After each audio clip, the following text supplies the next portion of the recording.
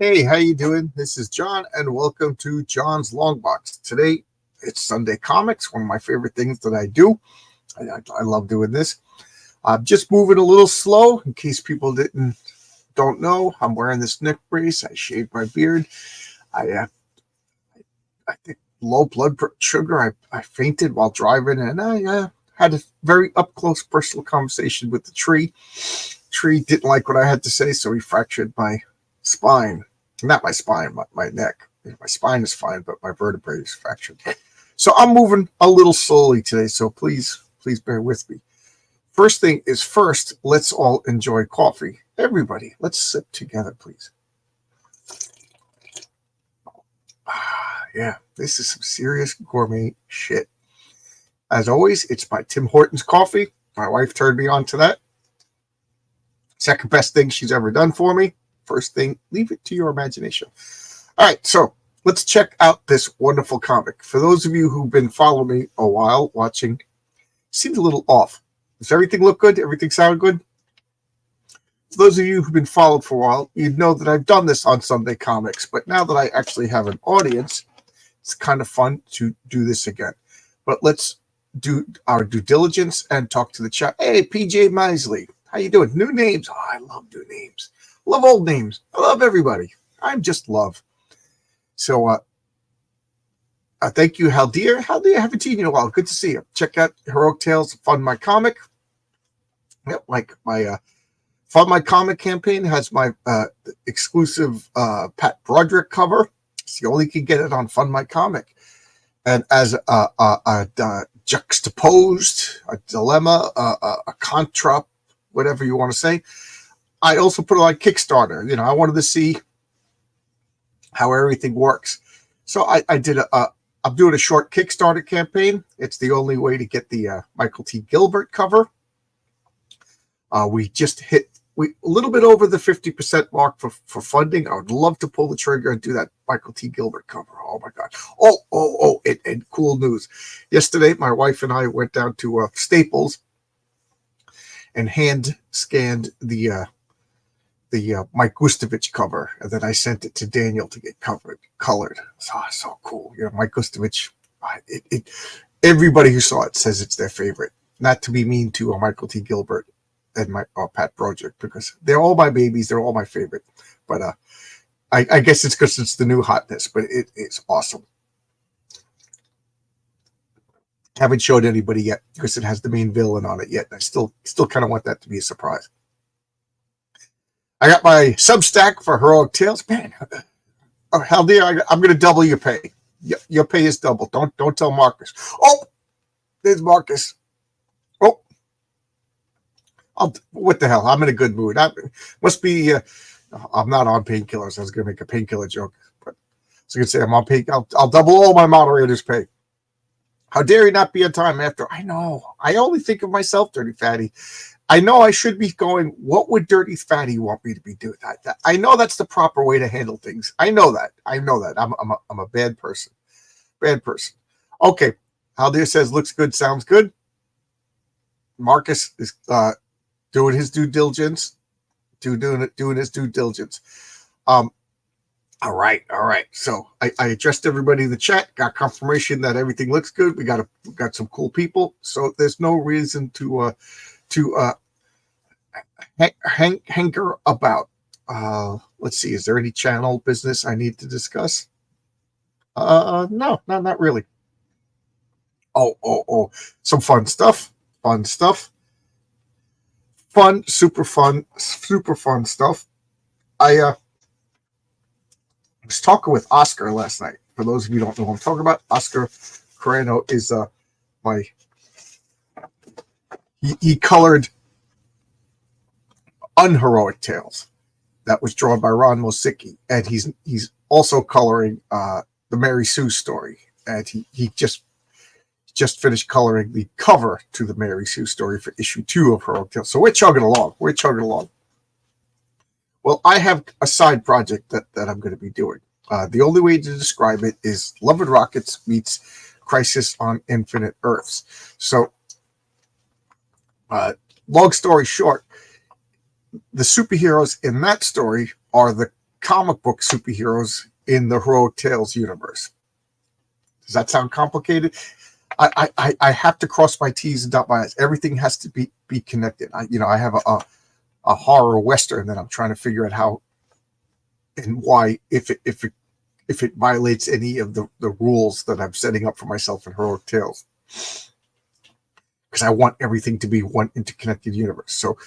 So this comic, the superheroes are comic book characters.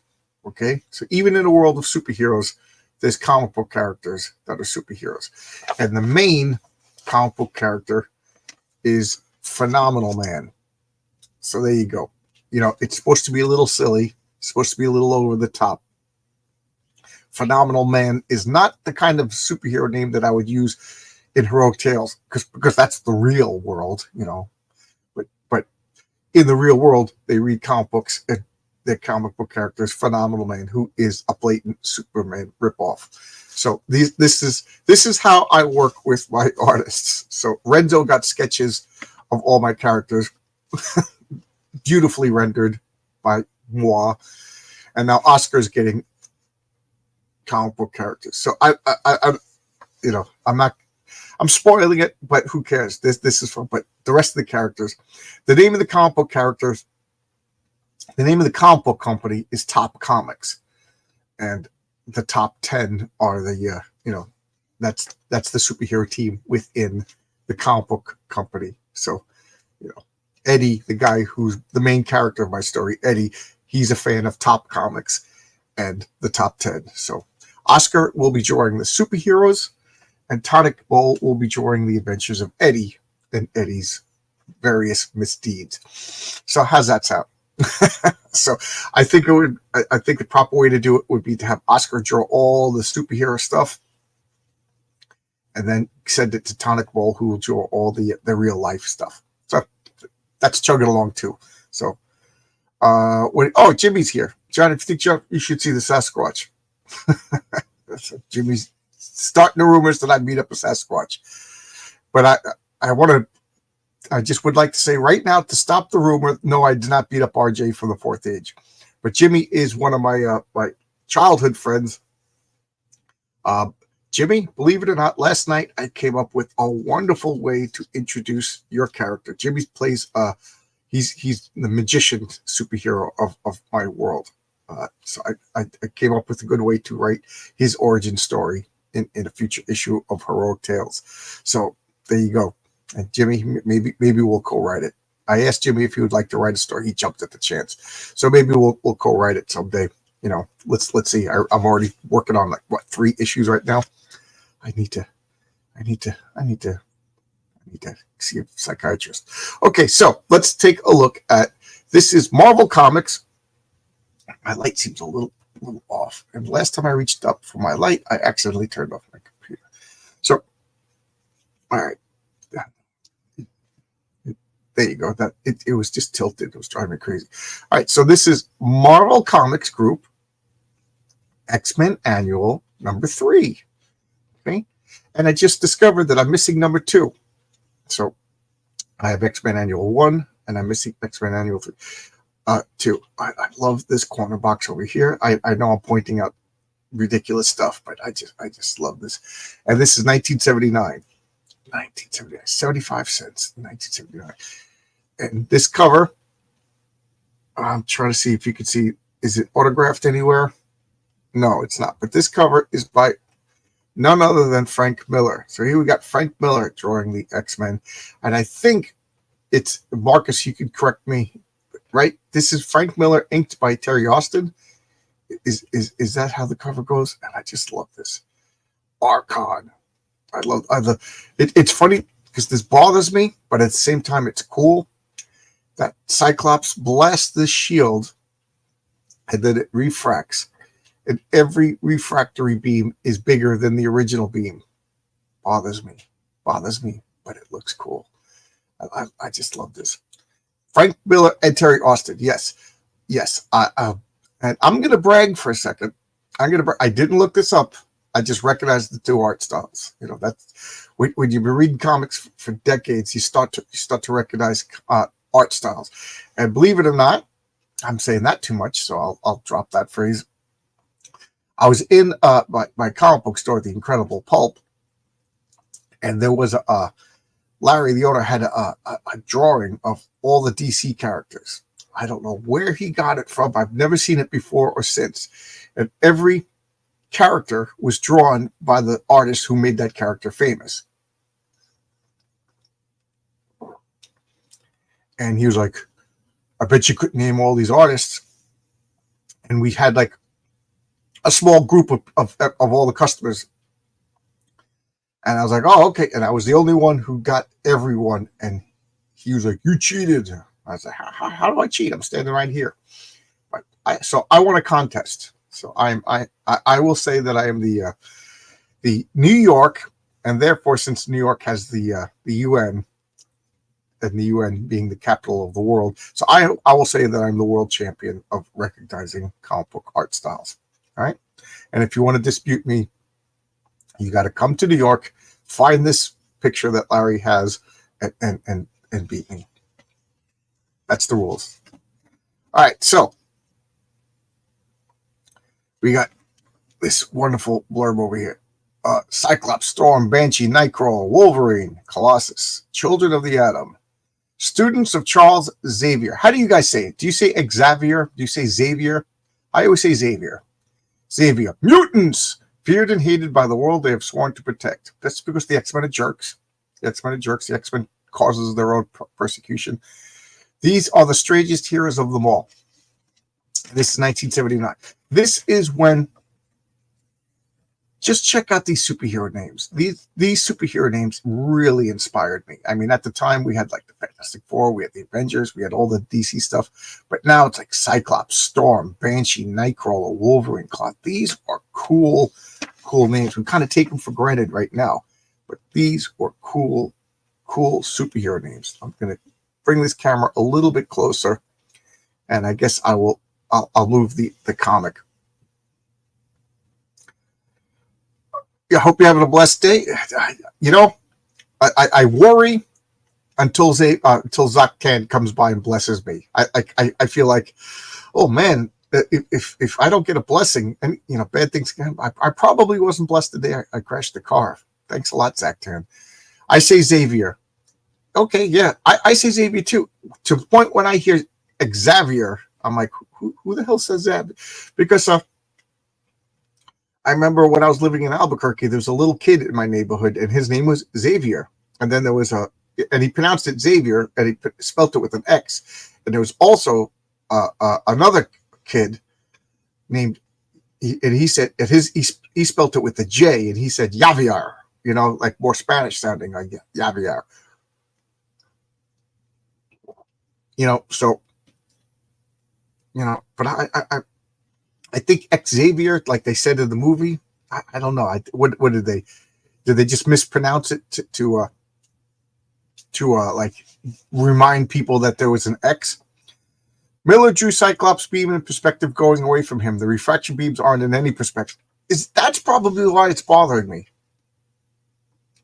Yeah, because you're right. It's in perspective from Cyclops. It's getting smaller, and then boom. But I rationalized my childness in my mind reading this is okay.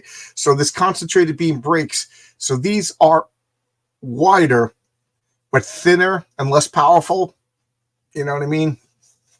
That's how I had to explain it. Did you remember to make a left turn at Albuquerque? Yes, because I was coming from New York, moved to Albuquerque. And when you make a left turn, actually, I take that back. I remembered not to make a left turn, because if you make a left turn, that means you're going down south to what is the name of the border town by Albuquerque in Mexico? Juarez, and you don't want to go to Juarez. You know, a lot of the college kids like, hey, we're going down to Juarez for the week. Every college, New Yorker, California kid, you know, the New Mexicans who went to Juarez got arrested and shaken down. You know, I got a story that I'm not going to tell. So I remembered not to make a left turn at Albuquerque. Okay, so all right. So let's look. Is this the credit? Where's the credits? Oh, the credits aren't here. Oh, here are the credits. I knew the credits were cleverly disguised. So we got Chris Claremont writer. What can I say about Chris Claremont that I haven't already said before? It's funny because to me, Chris Claremont was always an old timer. Yeah, I'm more stiff today, as you can imagine, standing up straight. So this easel is not really helping me. So we got Chris Claremont writer, George Perez, and Terry Austin artist. Oh my God. I know I go berserkowitz and talk all the time. I'm just going to bend this down a little bit because this is difficult, this positioning. Let's see if that's a little bit better. Okay, that helps me a little bit. Cool. It's just the stupid neck. So George Perez and John Byrne, I've always said are my two favorite comic book superhero artists. You know, ask me who's my favorite. Right now, I'm looking at George Perez, so George Perez is my favorite. Last week I was looking at John Byrne, so John Byrne was my favorite. That's how close they are. But Terry Austin, hands down, is my favorite superhero comic book inker. And John Byrne, Terry Austin artwork is just like ubiquitous. It's just like the greatest. This was such a treat to see George Perez inked by Terry Austin. Now I have a question for the 24 people watching. Who is your favorite inker for John Byrne? Who is your favorite inker for George Perez? And I have seen some Terry Austin art inked by himself, but who is your favorite artist for Terry Austin? So there's three questions. Your favorite inker for George Perez, your favorite inker for John Byrne, and your favorite artist for Terry Austin. Also, I'm going to say John Byrne is my favorite artist for Terry Austin. And for George Perez, John Byrne, my favorite inker is Terry Austin. So no surprise there. Other than covers, this may be the only time Austin inked Perez. Yeah, in the interiors, yeah, I think you're absolutely right. So for some reason, I don't think, so we're at the newsstand. For those of you who don't know, like when we always say the newsstand, is this like hard to read or is it just my eyes? So we got a Tom Wojcicki letterer, Glenn Wynn colorist, and R. Stern editor, Jim Shooter editor-in-chief. So we got this is a newsstand. So this is outside. You can see the guy with the ear muffy hats. Oh, it just seemed like it focused a little bit better all of a sudden. Maybe it was because my finger. Okay, maybe. All right, whatever. I'm getting goofy. All right, so this is outside. This is a newsstand. You don't really see them too much in Manhattan and New York City anymore. They used to be these like little sheds with an open face window and all the magazines and everything like that. And the news vendor would sell the newspapers.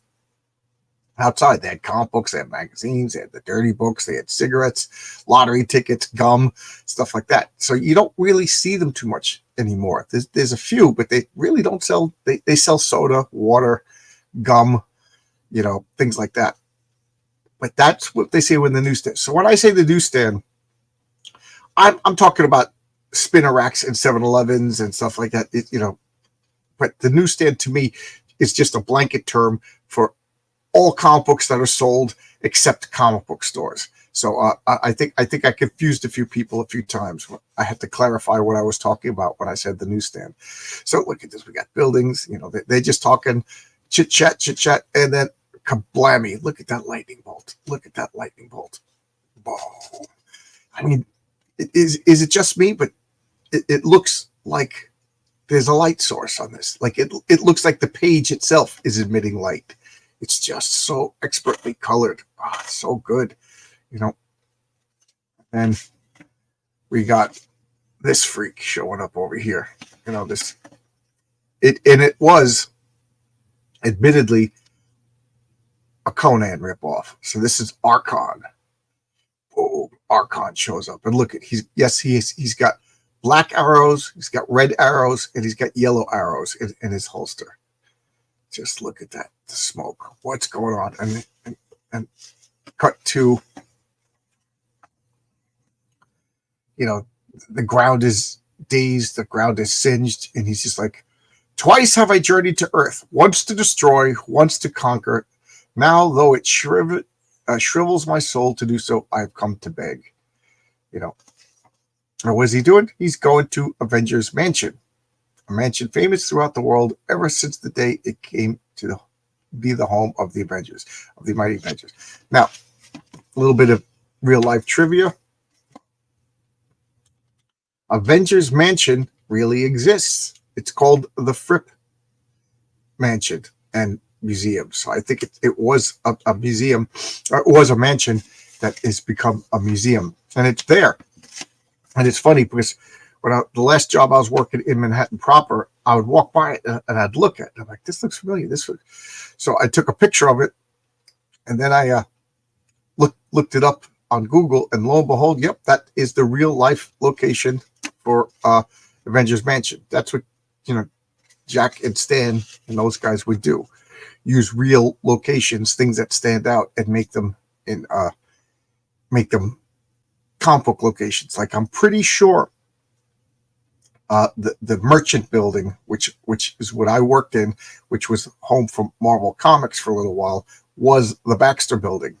Although it doesn't look like the Baxter Building, it's the same physical location as the Baxter Building, the Merchant Building. So I think they used that as the Baxter Building because that's where Marvel Comics was located for so long. Somebody once said that I was the Forrest Gump of comic books. The fact that, but my answer to that is, if you live in New York City and you work in Manhattan and you're into comic books, it's you don't just stumble onto these things. You could like actively make it happen. So that's what I did. That's I went to these places. I went there. Walking by the Fripp Museum was an accident, but that and anybody who works in Manhattan is going to stumble upon there if you're taking the subway stuff. But working in the Marvel building, and then the which is the look, okay, that I'll see. So we got Marcus. George Perez is very influential to my own artwork. George Perez, if you're drawing comic books and George Perez isn't influential, then you're doing it wrong. So Marcus, you're doing it right. You're doing it right. We got past Master Dan. Doop. Oh, he's saying Doop because of Richie Doop. How you doing, Richie Doop? He is not a number. He's a man. Ahoy. And going forward, I'll do the 2 pages and then I will address the chat. So we got Archon marching down to the event. Look at the coloring. Look at the coloring over there. Anybody in the chat disturbed, hates, loathes, despises this coloring? Because if you do, that means like you're 40 years and younger. Anybody 40 years and older just accepts this as comic book coloring. I mean, you got the boots, you got the skin, and then the whole building's colored yellow. It's colored yellow with a little bit of green, because they ain't got time for that. They're on a schedule. They gotta paint and move, but the brain recognizes all the parts of this. You understand what's the foreground, what's the background. Marcus, this is flat coloring, right? Flat coloring with real pencils, inks, and brushes. And then we got Jarvis over here wearing purple and green. Because why purple and green? Because purple and green is contrasting colors. Look at this wall. This wall is like, what color would you say that wall is? Like, the more I look at it, it's like purple gray and then orange. You know what I mean? It's just the real world isn't colored like this, which is one of my pet peeves with modern coloring. Is everybody colors too much and puts too much rendering. Like, that's one of the. I don't want to tell tales of the school. I don't want to hurt anybody's feelings, so I'm not going to mention names, but you'll be able to figure it out if you really care. I had a variant cover for the Patriarch story. It's done already, but the coloring was just off. So I hate to be a pest. So the artist also colored it. So I'm not talking about Oscar and I'm not talking about Daniel, and I'm talking about, and I just said, I'm sorry, but everything looks like everything's in the foreground, and it just makes everything look like one ubiquitous blob. I'm saying ubiquitous a lot. It just makes everything look, I don't think the reader's going to be able to separate it, you know. So I asked for these different coloring tips. He's like, hey, sure, no problem. To his credit, he was really cool about it. So, but you know, I don't know the age of that person, but I'm betting he's under 40. You know what I mean? You just got to go nuts and color things. So he's opening up. Like, I love this. The Avengers Mansion gets milk. How quaint! How quaint that the milkman comes to the Avengers Mansion. The newsboy comes to the Avengers Mansion, and also Archon comes to Avengers Mansion. And look at that! I love that shot. I love that shot. It just tells you everything you need to know, right? It's like the opening scene in Star Wars with the Imperial destroyer going after that Rebel Corvette. The power and majesty of the Empire versus the struggling small capabilities of the rebels. This is the same thing.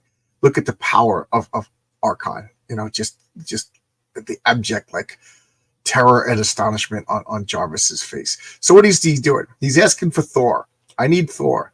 And if you will tell me, and this is how arrogant it is. He came here to beg for Thor's help. He goes, I've come to speak with one of your masters, the Avenger known as Thor, God of Thunder. If you value your mangy life, take me to him without delay. Wait, what? I reckon he's from the files. You're Archon. You want to see Master Thor? I'm afraid that's not possible, sir. He's not here. So look at that. He's we don't know why, but it's understood that he needs Thor's help. And rather than just like humbly going, hey, buddy, I need Thor's help. I'm sorry to bother you, but could you talk to Thor maybe and help? He's like, go fetch Thor for me. Don't ask why. Just arrogant, And then here we got this. Did we agree or disagree if this was Roger Corman? The more I see this, the more I can see the argument for Roger Corman, but not Roger Corman, Robert Corman, the artist. Roger Corman is the director. So I will address the chat. A lot of. There's also North Salem and South Salem and Westchester County with yes. Like I said, the Avengers had more than 1 foot. The Avengers, Marvel had more than 1 foot firmly planted in the real world, unlike DC that had like Metropolis. Was it New York? Was it New Jersey? It didn't matter. It didn't matter. How could there be two gigantic eastern, cities with skyscrapers, everything like that were huge metropolises that serve the same purpose like Gotham and Metropolis, so close to each other. It just doesn't make sense. It's not feasible, but yet that's the way it is. So we don't need a competing city to Manhattan. Let's just use Manhattan. Symbolism. Invisible hand. Yes, that is flat coloring. I figured his mood was affecting his vision. Oh, what do you mean? The coloring? The coloring? Flat coloring is all the coloring you need. Yes. Stippling Vaughn is here. Stippling Vaughn. Taking some time out from the bar and stippling. He stipples. He stipples everywhere. The waitress comes by, he stipples the waitress. The bartender comes by, he stipples the bartender. Stippling. That's all. He can't help himself. You try to make Stippling Vaughn stop stippling, and he's just Vaughn. It's the stippling that makes him who he is. I agree with John. They suck today with modern coloring, and we all know who you were talking about. I'm not trying to be malicious. I'm not trying to be mean. But I because I get a lot of modern color, and the coloring is good, but you don't have to make every piece stand out. I know some artists are super, super detailed, and you get that temptation, but I think a lot of that detail is lost when it's like looking at stained glass. Stained glass, there's no 3D. There's no foreground, there's no background. There's just like it becomes flat. Yeah. And there really should be more subtleness in coloring, and I'm getting better at it. And if you see in my comic that the same thing happens that I'm talking about, call me out on it. Call me out on it, because I'm learning the hard way that it is difficult to edit your own stuff. So just let me know, and I promise I won't call you detractors and hurt you, and go nuts for 6 years. I can understand wanting to be realistic, but with stories you don't have to and probably should. Right. You don't want realistic. You want realism. Just like you don't want. There's another phrase that I just can't think of, but yeah, you want realism. You don't want realistic. If I don't want realistic comics, unless it's a slice of life comic. I want realism because I want Superman to fly, and I understand, like, if Superman was to drop somebody, they're gonna fall. I want the building to look like a building, so my brain recognizes it, so that all of the it's familiar enough that I understand the world, the stakes, and things like that. But like, I also don't mind if a flying robot ship with like a skull with tentacles comes down. You know what I mean? Because it's a comic book. I don't want it to be so realistic that I'm watching Law and Order. And I think comics have tipped to that point, especially like post Bendis era. Like, they're always wearing their street clothes. They got their masks off. They're sitting around drinking coffee, which superheroes would do. You know what I mean? I'm not going to wear a big freaking... I don't want to wear this. Can you imagine wearing a Batman cowl 24 hours a day? And Batman, he's going to drink coffee with his mask on. He's going to be talking to Wonder Woman about, we need case file 442698, blah, blah, blah, But you take your mask off. You have a cup of coffee. You know what I mean? And you sit down. But it's a comic book. You leave your mask on. You drink your coffee. You know what I mean? You got a laser doodad in your hand. You know what I mean? Stuff like that. That's what I'm talking about. So, you got to embrace the fact that you're in a fantastic world. So Zach 10, you got me monologuing, you sly dog. But you understand what I'm saying? Like, I think we reached a tipping point where this struggle for realism has really upended the whole purpose of comic books, which are, I was going to say, are superheroes sci-fi or fantasy? What would you say? Superheroes, I always put as like they always say that fantasy is a sub-fiction of sci-fi, but I don't know. I put fantasy as its own thing, sci-fi as its own thing, and superheroes are a wonderful, wonderful amalgam of sci-fi and fantasy. That's and it comes to a perfect fine point edge in the new Teen Titans, because it's got sci-fi, it's got fantasy, it's got detective work, it's got all that stuff all on one team. But anyway, this is an excellent comment. Give yourself a long box prize. You Zach Can just earned a long box prize. There you go. New York and Boston. Yeah, but Boston isn't a sprawling skyscraper metropolis. They have a small little section of buildings, but yeah. I mean, yeah. So now DC's got New York, Boston, and Metropolis, and Gotham City. And then we can hit the like button. I always forget to say things like that. Don't forget, you can super chat.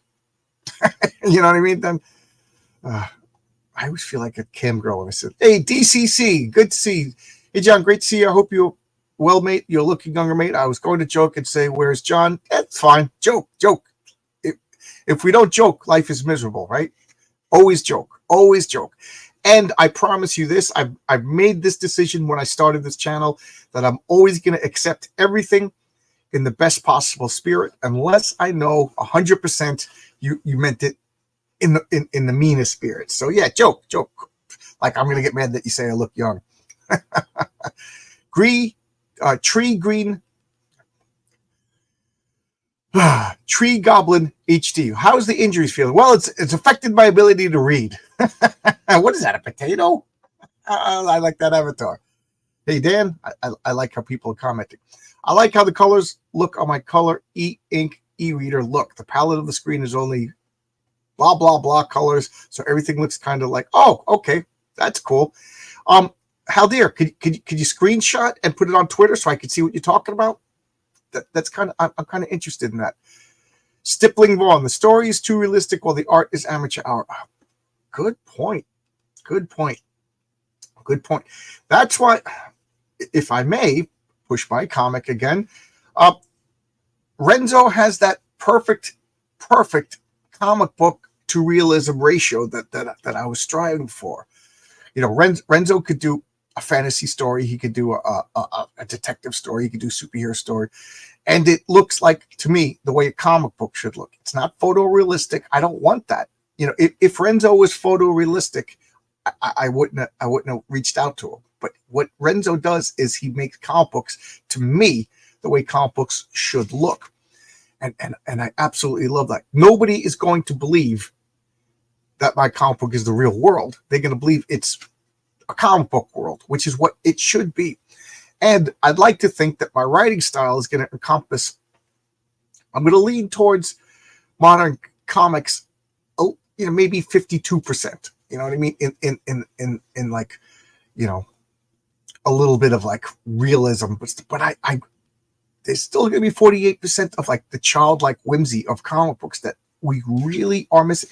And I picked the main bad guy. I'm really nervous about the main bad guy, the more attention I get, because I picked the main bad guy because he is a 70s, 80s Marvel DC villain. I'm trying to set the stage of what I'm working on. Like I'm telling you right now, my main bad guy is not Mr. Death with the gun, killing and pillaging, and you know what I mean, who's revenge for whatever, and he's not some like plague carrier who's, you know, this mythic being who wants to destroy. He's a Marvel DC 70s 80s villain with a, if you can read between the lines what he's after, you're gonna be like, oh, okay, this guy's got problems. So I tried to make a Marvel, and I'm dancing on my words because I don't want to spoil it, a Marvel's DC 70s 80s type villain with a more realistic motive. I will, when you get the comics, if you remember this, message me back to tell me what you think the bad guy's motive was and what he was up to. You know, I didn't want to spell it out. All right. Sci-fi was always based in real physics. Not much these days. Yeah. Like Star Wars is not sci-fi. Star Wars is science fantasy. Star Trek is sci-fi. Doctor Who is science fantasy. Doctor Who is full on science fantasy. The Brits play fast and loose with even continuity. It's one of the reasons why I was borderline done with Doctor Who before they went full on identity politics, just because I couldn't take the disregard for continuity. I love all of that crust in the teeth. Ask Jimmy, ask James in my chat right now. I just realized, like, my friend Mike made a comic called Marshall Strong, and Marshall Strong is another one of my childhood friends. He's actually the guy that him and Jimmy like taught me V&V, and then I became the game master. His comic is a story that we played. You know, I was the game master. The villain in that story is me because I made up that villain. I role played that villain in the comic. But I'm starting to realize that it might break the rules that I set for the heroic tales. So I told him that when he fulfilled his obligation to Argo Comics, that, you know, we would republish it, clean it up a little bit, and then put it under Longbox Comics for like the second edition and officially make it part of Longbox. But I think I might have to change a few details because it's just I can't set rules and then say, well, Mike can break them, you know. And I just talked to a bunch of my comic book friends last night. Last night was a good night. A lot of people have been reaching out to me. I'm sorry that I'm meandering away from the comic book, ladies and gentlemen, but a near-death experience really makes you appreciate life in a different way. And I don't want to spoil it, but I asked if it was okay if I did some sort of crossover in issue 2 with a few of my favorite people. I'm waiting for one person to get back, and they all thought it was a good idea, a fun idea. And I know I said no crossovers, my characters, but you'll get it. You'll get it's kind of a funny gag, and you'll understand it's a crossover, but it's not a crossover. What are we seeing now? Sci-fi has always been a psyop. Oh, all right. Service Vero, who's you've been on my channel. You came on last. I forget what day it is. Days don't mean anything when you're not working. You're my Rorschach. You're my Rorschach. Richie Dupe, a tree. It promotes a world of warfare and mythological replacement. I can't argue. I'm going to stop this here because I've been hanging on this page for too long. I will get back to the comments. Just got to remember, Renzo is the first word in the next comment. So look at that. Tell me that's not Arnold Schwarzenegger. The movie Conan the Barbarian, which is a great movie. I just rewatched it maybe last year. Great movie. Everybody go watch Conan the Barbarian. That was my introduction to Conan. So I always thought Conan was a dumb brute. I was like, what do you mean he's smart? What do you mean he's smart? But I've since read a few Conan stories. Not my favorite. I know I will suffer the slings and arrows for saying that. But I like John Carter better than Conan. I haven't read any Solomon Kane. Still my favorite of those pulp authors is Lovecraft. But Randolph Carter is my man. And I will homage Randolph Carter with a character called Jack Carter, who I don't know exactly what issue Jack Carter will debut in Heroic Tales. But there's another spoiler. Jack Carter will marry Randolph Carter and John Carter. Not really, but it'll be a blend. So there you go. Conan over there. What do you mean Thor's not here? I come here to beg and to ask for help. Look, that you're asking for help the wrong way. Look at that. Look at that. I just love that. He's strangling Jarvis. What did Jarvis do? Poor Jarvis. I love that picture of the Vision. Thor's no longer a regular full-time Avenger. He's off on personal private missions. Now, this was a long story that was going on in the Avengers. They started to realize that Thor became a problem in the Avengers. Thor is just too powerful. All the bad guys would show up, toss the Avengers around, and then Thor would solve the problem. Thor was like the sort of Voltron at the Avengers. You know what I mean? You know what I'm talking about? This Voltron would do this, do that, then he would just pull out the sword and defeat everybody. Like, why didn't you just pull out the sword at the beginning? Oh, because then we'd have 26 minutes of a cartoon of a guy just like going like, well, what do you want to do next? I don't know. What do you want to do next? But you know what I mean? So it became like a bad, Deus Ex Machina, really, God in the machine. So they had to make Thor like have some sort of like reason that he couldn't be there all the time. And this is full on in the middle of that.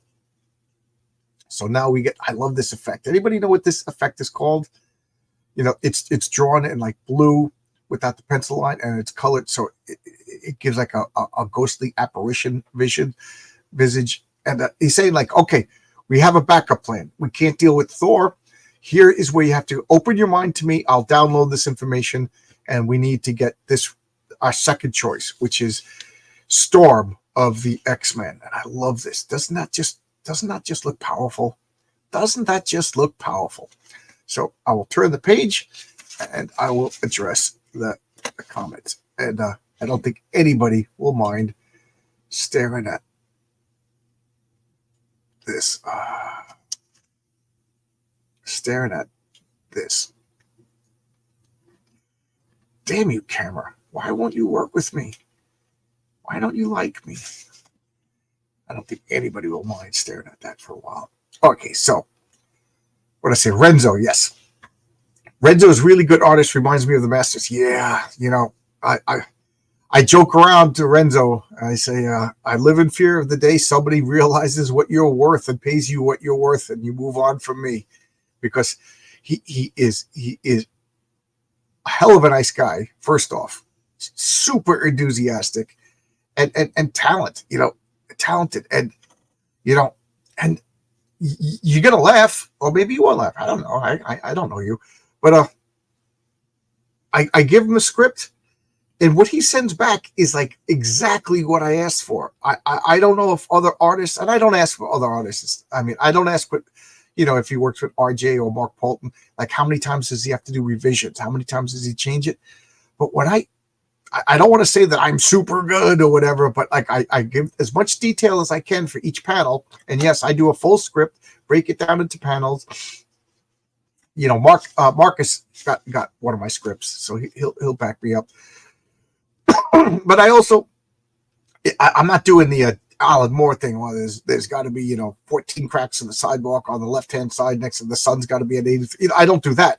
I give enough detail that I think is needed, and then Renzo fills in like other stuff. You know what I mean? So it's not like he just only draws what I tell him, and that's it. And then if I forget to say the background, like he didn't say to draw buildings, but he knows that they're in the city, so he draws buildings, stuff like that. And then when he does change things, I'm like, oh wow, that makes sense because he's an artist, So yes, again, Renzo, I consider myself blessed that he wants to work with me. Super blessed. Superhero is a combination of urban science fantasy. Okay, there we go. Okay. Real physics has now led to the goofiest theories no one will ever approve of things that don't exist in the world, but they say they do. It's cringe. I get the gist of what you're saying. Can you give me more like meat to that comment? Because I don't know. I don't know what to. Superheroes are just paganism. I see where you're going, but I'm going to disagree because that would mean that I have to believe in Wolverine. I don't believe in him. I just think he's cool, like paganism. These pagans believed in the nonsense that they were doing. I don't believe the Colossus is real or anything. It's paganism, but I get what you. It's funny that you said that because when my Uncle Mike was alive, he was staying in my house for a while. He was from California and he lived with us, and I was drawing at the time. I was drawing a lot, and it was probably at the peak of my ability to draw. These days, I showed you how I could draw. And we were talking about comic books, and he was saying what you just saying, that comic books of the new modern American mythology, and Superman has replaced Hercules and Batman, and I just love that conversation. I was a little kid, and I just love the fact that an adult, my mother's brother, was talking to me about something as silly as comic books, but like at an adult level and like a philosophical level. I really, really love that conversation. Do you guys do that? Do you ever just think back of some of your favorite conversations that you ever had? And he ended up moving back to California, and he was an old school carpenter, like an artist, like he became a carpenter in New York, which means you just put sheetrock up in buildings, and he hated it. So he went back to California, became like a real cop. Well, he always was a real, like I'm talking like fine woodworking and stuff. That he was more artistic. The fact of just putting up sheetrock and sheetrock. That's what commercial carpenters do in New York. They never even touch wood. They're touching sheetrock and tin studs to put the sheetrock up. So he went back, but I love that conversation. So anybody know what I'm talking about? You ever have like a conversation that you like I know we're all like, man, that was a good meal. That meal was so good. That was a great steak dinner. Or that, man, that, but that conversation, that was a conversation, that I just really loved. Hedonism. Go read the book, Gods Wear Spandex. Okay. Could you tweet that to me so I remember? Tweet that to me so I remember. Heroic Tales, some jerk made a comic book. That jerk being me. And yes, I am a jerk. It's on Kickstarter. Like I said, the Michael T. Gilbert cover. I love that cover. Hedonism, degeneracy, materialism, all that promotes art in the media. Being lectured here. Experience your natural world. Nature also wants you dead. It's funny that you said that because me and my wife, she's always looking out for the animals and stuff like that. And a feral cat had kittens. And then all of a sudden we didn't see him anymore. And I of course, I'm naming the kittens. I'm loving, and my wife is the band, like Snow White, like singing to the animals, feeding the animals, stuff like that. And I'm like, where are the kids? And I named them Jack and Stan. Like, where's Jack and Stan? And she's like, nature is a nasty place. They probably didn't make it. Feral kittens, they don't last long. Most of them are. I was like, but that's Jack and Stan. Nothing personal, just vicious business. Yep, it's personal. It's anti-human at its very nature. And I will stop at this, and I will talk about this wonderful page. So Rogue in the house. Look at that. This is Colossus fighting some sort of battle bot. Oh my god, I love that. I love that. He's shooting this like burst of like jet. You know what I mean? It's more than fire, because fire doesn't explode metal floors. So it's like a flaming power blast, which is how I describe the Human Torch. The Human Torch is more like the Human Jet. And I'm trying to work a character that like a Human Jet-like character, but all the good names are taken. I'm thinking of just calling him Jet, And look at that. This to me is peak X-Men. The IKEA colors for Cyclops. I've been studying a lot of color theory for superheroes. And when I say studying a lot, what I mean is making it up. I'm making up the fact blue and yellow like that means you trust them. But blue is like a cool, soothing color, and that little yellow, as opposed to Wolverine, who's the exact opposite. A lot of yellow with a little bit of blue. You know what I mean? So like Wolverine is the opposite of Cyclops. Like Cyclops, the leader, calm, trust. Wolverine, yellow is like a danger color. If you see a yellow animal or a yellow reptile, you don't touch that thing. What do they call that? Aposematism. And a little bit of blue. It's almost like Wolverine's costume is designed to like warn you that he's dangerous. And then look at Storm, just so elegant. The gold trimmings, the boots. I mean, she's dressed like a masochist. Not a masochist, a dominatrix. But she doesn't come across like, she comes across as commanding, regal, powerful. This is the best you're ever gonna get for Storm. The best costume. That big flowing white hair. It's just awesome. And yeah, I love that. Cyclops is giving it order. Wolverine is just like, what do you want? Nice of you to give us a hand, Cyclops. I love that. Just Colossus struggle on his face, the fire. We got Nightcrawler doing nothing. There's a lot of Nightcrawler doing nothing but looking cool. Banshee over here. Banshee already lost his powers. Just smoking. I just love that. Your powers are based on your throat, and here you are smoking. Then X-Men. Look at this awkward pose for Cyclops, but it works. At that pose for Colossus, it's the superhero landing. So here you go. This is, as far as I know, the first use of the superhero landing. Just a great. So now, what are they doing? The X-Men aren't involved in the story yet. They could have just had them waking up, taking a shower, making waffles. How's your morning? How's your day been treating you? Oh, my day. I'm feeling a little bit of a dread because I was misgendered, and nobody respects my pronouns. No, they're fighting freaking fire robots. Look at that. They're fighting fire robots. Explosions. Yelling at each other because it's a comic book and it's supposed to be action. So let's turn the page, and I will finish the business. I'm reading this in Travis Bickle voice. Business, worship money like God, have no morals, and now everyone cries. Why is the world like this? Someday a real rain will come and wash away the scum off the streets. I was thinking about the villain motive, but your point is a good one.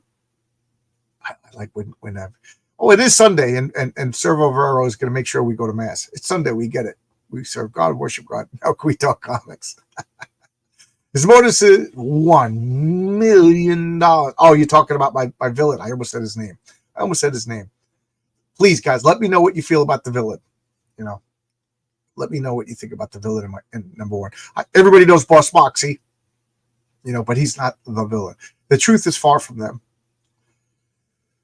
People want money, degeneracy, truth, and morals is their kryptonite.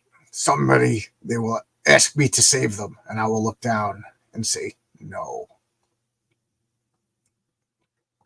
Grammar is meaningless when everyone is subjectivist and moral relativist. Didn't Jarvis end up being an android? No, but he ended up being the Crimson Cowl, the founder and boss man of the Masters of Evil, because I think he was manipulated by Ultron. And was there a Jarvis android? I don't recall. Does anybody know if there was a Jarvis android? If you respect someone, you should respect their staff and employees. Okay. Well, that's just it. Archon is the epitome of entitlement and arrogance. Jarvis is the epitome of transhumanism. What are you talking about? He's a human. He's a regular guy. But numbers, aka computers, can never be sentient. You're thinking of Ultron. Jarvis is a normal human. I get that spoiler for Jack Carter. Yeah, Jimmy probably knows more about my comic story than anybody else. I grew up with the Robert E. Howard stories. My father was a huge fan of Conan, Tarzan, and the Lone Ranger. I got this complete Conan. While I appreciate the few stories that I read, I don't know. I wasn't a fan of the writing. I got to give it another try. It's a red line overlay. Oh wow. Am I that far back in the comments? That was talking about the spectral vision. Love Doctor Who, but I get the continuity complaint. But the epic symbol of the sun being, yeah. Okay, wow. There's a lot of comments that were this far back. Hey, Dark Alchemy, how you doing? This is my buddy Roy. I commented on him a few times, spazzing out that this is my buddy Roy. Roy plays Red Star is the name of this character. She's a Russian Tartarian. Oh, she's probably mad that I said Russian Tartarian. And I've been reading up on the Tartarian lost hidden occult empire.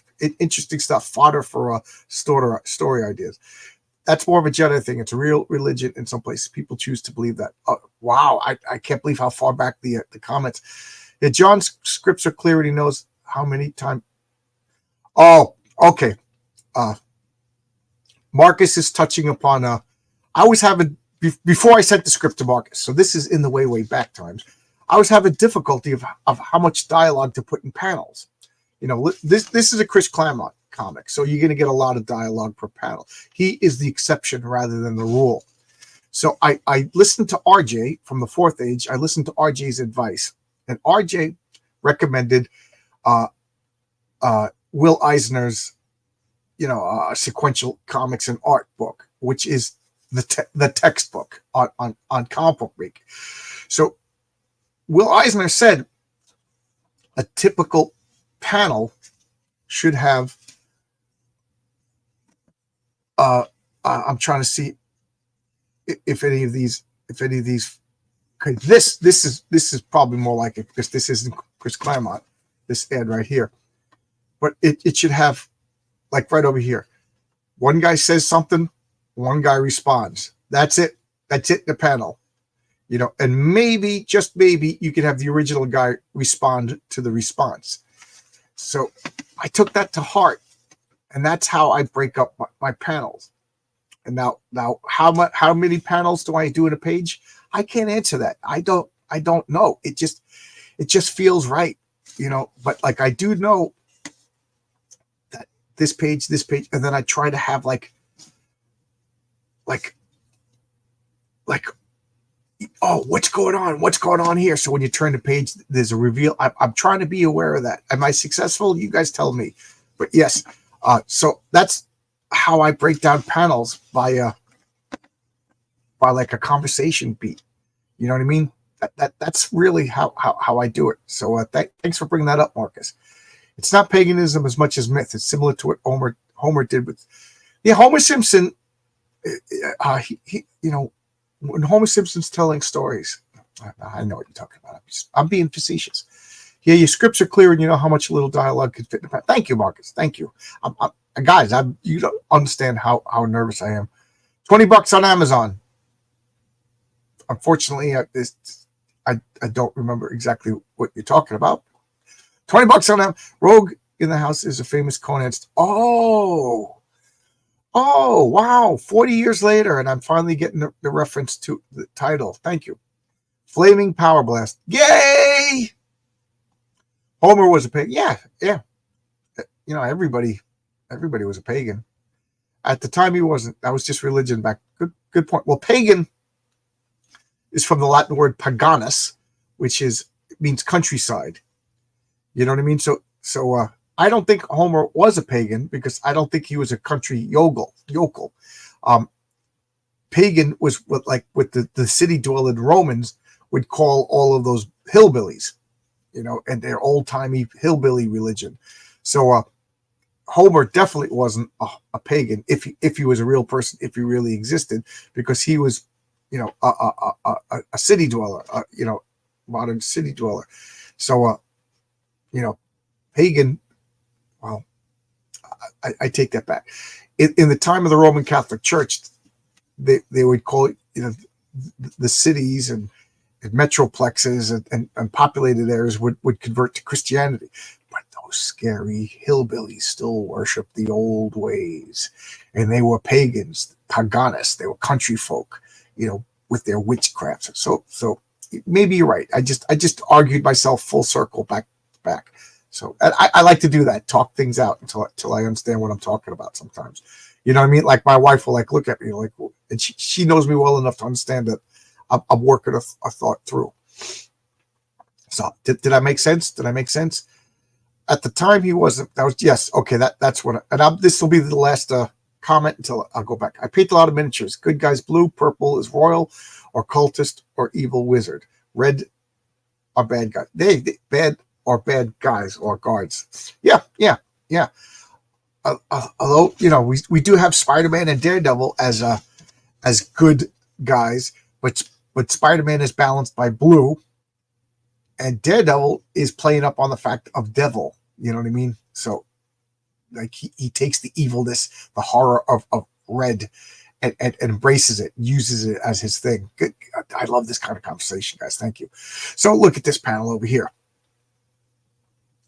Somebody's at the door. They're running out to oh no, not somebody's at the door. Jeez, my brain. They're all teaming up against this flaming power blasting android. Look at this sliver panel. George Perez loves his little sliver panel. They're called slice panels. This little slice panel. Bing. You know what I mean? It's a narrow panel because it's a narrow passage of time, but yet it needs to be addressed. And boom, Storm thought she had that robot. Nope. She ain't got time for that. What happens is this vacuum machine is just blasting her from, or fans rather, blasting. And Wolverine. I love that. He's walking around with his claws out. Just how irresponsible. You know what I mean? If this weather thing just flips Storm the wrong way, she could be mauled and murderized by accidental exposure to razor sharp adamantium fangs.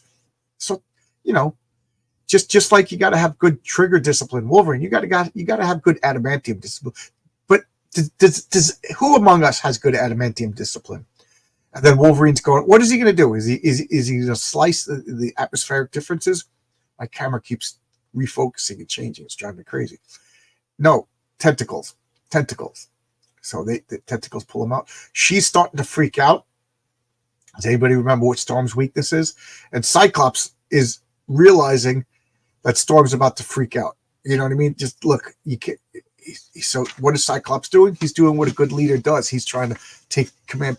But notice he's not helping because that's not part of the exercise. His only contribution is leadership ability. He's not blasting things with his power beams. Okay, and then we have Mr. Fantastic in a passion for gold. I love gold. What is this guy's name? Gold Digger, which obviously, if you're going to be named Gold Digger, you have to be a hot chick. So it's wrong. It's wrong. Anybody disagree with me? If you're going to use the name Gold Digger for either a hero or a villain, and Gold Digger is a villain name, some names are just villain names. If you're going to name your character Annihilator, you ain't a good guy. So Gold Digger is hot chick woman. You messed up. You done messed up. And Reed Richards, I love this ability. He gets shot in the belly, and then he just launches the rockets back. Gold Digger with the power to turn intangible. This guy is not holding up to my standards of superhero names. Just ain't working. Reed stretches and gets Twinkies because Reed feels bad for this jerk. This guy is a lame supervillain with a bad name, bad powers. Let's construct. Okay, I will jump ahead in the chat so that the answers are contemporary. But if you have a character named Gold Digger, go. You got 10 seconds. Put it in the chat. Tell me what Gold Digger you're gonna make a villain. It has to be a villain, because if saying a Gold Digger is a good guy, you failed right away. But tell me, what would your Gold Digger be? Do do do do do do do do do do do do do do do do do do do. I'm not seeing any. Yeah, Gold Digger usually refers to women. There is another term for men. Yeah, there is another term for men. And now I can't think of it. Hey, John, would that be the Jeffrey Gay? Nice new name. I never saw this name before. Hey, John, would that be the infamous Larry Morendo? Yes. You know Larry Morendo? Larry Morendo, big influence in my life. He owned the comic book store, The Incredible Pulp. Very, very forward-thinking comic book guy. He was one of the first people that had in-store appearances. He had Dave Sim. Like I don't even think there was 10 issues of Cerberus out when he had Dave Sim. If you Google Dave Sim, you're gonna see his like only official website, and you go to December, you're going to see photographs, old black and white photographs of Larry Morendo's store where Dave Sim was in. You don't see Larry Morendo because he's taking the picture, but you're going to see a little 12 to 14-year-old chubby me getting a comic book signed. So, okay, here we go. A woman with charm powers that can maybe amplify and steal powers from her date. Okay, that's not what I was thinking, but that's pretty good. That's pretty good. A superpowered truffle pig.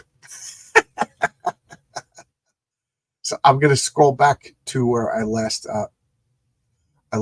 saw, and I will address the regular chat. Yes, Storm is regal yet graceful. Yeah. That's why. And no offense to Halle Berry, but Harry Berry, that's her brother. Halle Berry, she's not Storm. She doesn't have the. Maybe I take that back. With this, if they put this wig on and gave her better direction from the director and a better costume, maybe she could pull it off. But in the movies, we all agree that she wasn't Storm. How about a jet powered John or Jetstream? Jet fighter. Oh, jet fighter. Oh my God, jet fighter. Jetstream is wind powers, but jet fighter, that is a great name. Having morning wood. No. I have bruises all over my belly. I have. So I just they're just killing me. They're just killing me. So I apologize for what you may think is causing problems, but no. For those of you who don't know, I was in a car accident on Wednesday, and for 2 days nothing bothered me. But now I'm at the point. I guess things are healing. Oh my God, it's like purple, like jam. Like jelly smeared all over me, but now it's all turning yellow, and it's just. I'm trying not to think about it. Pagan is the slur. Correct title is polytheism, worship of many gods. Yep, pagan was an insult. It was the city dwellers making fun of those damn hillbillies. Great comic, but it's no Atari Force. I thought it was Friday, not Jarvis. Yes, Jarvis in the movies. Okay. Jarvis in the movies. Okay, all right. That's what you're talking about. Yeah, Jarvis is a downloaded consciousness into a computer in the movies. Yes. It shows you how much I think about the Marvel movies, really. But Jarvis in the comics has always been a human. Yes, you're right. You're right, sir. Why can't I think of your name now? Yes, he's transhumanism in the movies. I only Christians believe in paganism, and now new age nutters. What about the text Wall, yeah, big wall of text, big wall of text. And I'm a big fan of thought balloons. There aren't any thought balloons in issue 1 of Heroic Tales because it's mostly the patriarch dealing with problems on his own, and then so his thoughts are being expressed in captions, like they kind of do. But the second issue, it's a lot of characters interacting. So I you can't have a caption box describing someone's thoughts when there's 4 people in the panel interacting and talking. So I put in thought balloons in issue 2. I love thought balloons. I love thought balloons. And we got Stippling Ron. We got him from he's no longer stippling the waitress. He's stippling the walls, stippling the bar stool. He's stippling the bottle that he's drinking from. He's talking right now. It's a rare stippling break. I seem to remember the rule of thumbs: 10 words per bubble is best. More than that, you could lose it. Oh, okay. Yes, 2 people talk once in each panel. Yes, a statement, a response. Sometimes a response to the response. That's it. That, for me anyway. I'm an amateur. One of the things, Brian Bow, who does Wolf and Batsy, he was the first person to read my script, the revised script. The first script was it was rightfully tossed in the garbage. The revised, and he said, I appreciate words per panels per page count. And this is a guy who does Wolf and Batsy, a comic that I absolutely love. So Greece is very hilly, lots of pickup trucks, vests, and mustaches. Yeah, back in the Homer times, there was a lot of pickup trucks, a lot of vests, and guns. Stan Lee believed that primary color is what the hero's secretary. Yeah. There's a reason why there's a reason why Stan Lee made such lasting characters, and Stan Lee's creations have lasted 70, 80 years. Storm is claustrophobic. Wow, we're that back. Storm is scared of being trapped, right? Okay, so Storm got ruined. Yeah, I'm not a fan of the Mohawk. I'm not a fan of the Mohawk. I know that's cool and edgy, but not a fan. To me, that was like giving Superman a mullet. There's, Bluebeard is the male version of Black Widow. Yep. Oh, well, we already talked about the superpowered truffle pig. Did Gold Digger date Kanye West? Yeah. Do you know what happens to a toad when it's struck by lightning? It makes a bad movie. It makes me laugh. Yes. John was also there for Sim and wait. Oh, you were at the pulp, Jeffrey? Did we meet? Oh, I wish I knew what you looked like. Did we meet? So you were there for Dave Sim? Oh, wow. Were you there for I was working at the time with Reggie Byers, who did Shrinking. Wow. Sorry about your accent. Thank you. I appreciate it. So I didn't know you got to an accent. Oh, it's okay. Yeah, I know. Great goldworm. I just wear neck braces for fun. Yeah, and I had to shave my beard because it was just too much with this neck brace. Makes sense. I like thought balloons. I like thought balloons too. Oh, wow, cool. I'm all caught up. I really enjoy Mr. Fantastic. Yeah, he's a fantastic character. All right, so let's Jeffrey Gay, you went to the pulp, so you're a fellow Long Islander. Are you still in Long Island? Wow. Reach, comment or if you want to keep your stuff private, if you don't mind, email me at johnslongbox@yahoo.com. I would love to know more. Old school pulp people. So Storm is freaking out. I know it about a half hour ago. She's trapped between 2 lovers, and right now, quite frankly, she's feeling like a fool. So she's trapped in like twin atmospheric conditions. One's pulling her, one's going one way, one's going the other way, and then she's in the middle of going, what do you want from me? A lot of stupid references, but stupid references make the world go around. So Storm freaks out. Cyclops, again, he was concerned that this was going to happen, and then kaboom! Can you see Wolverine? Let's play Where's Wolverine? Where's Colossus? Can you even see Nightcrawler? So right there is Wolverine. Right there is Colossus. There's the robot. I don't see, but it's perfect. They're overshadowed because they're not the focus. It's hard to see Wolverine because It's not about Wolverine right now. It's about the power and majesty that Storm is losing. She's losing control. She's losing her poop, and she just freaking explodes with power. I love that. Oh my God, is that a great panel? But there's no strong women in comic books.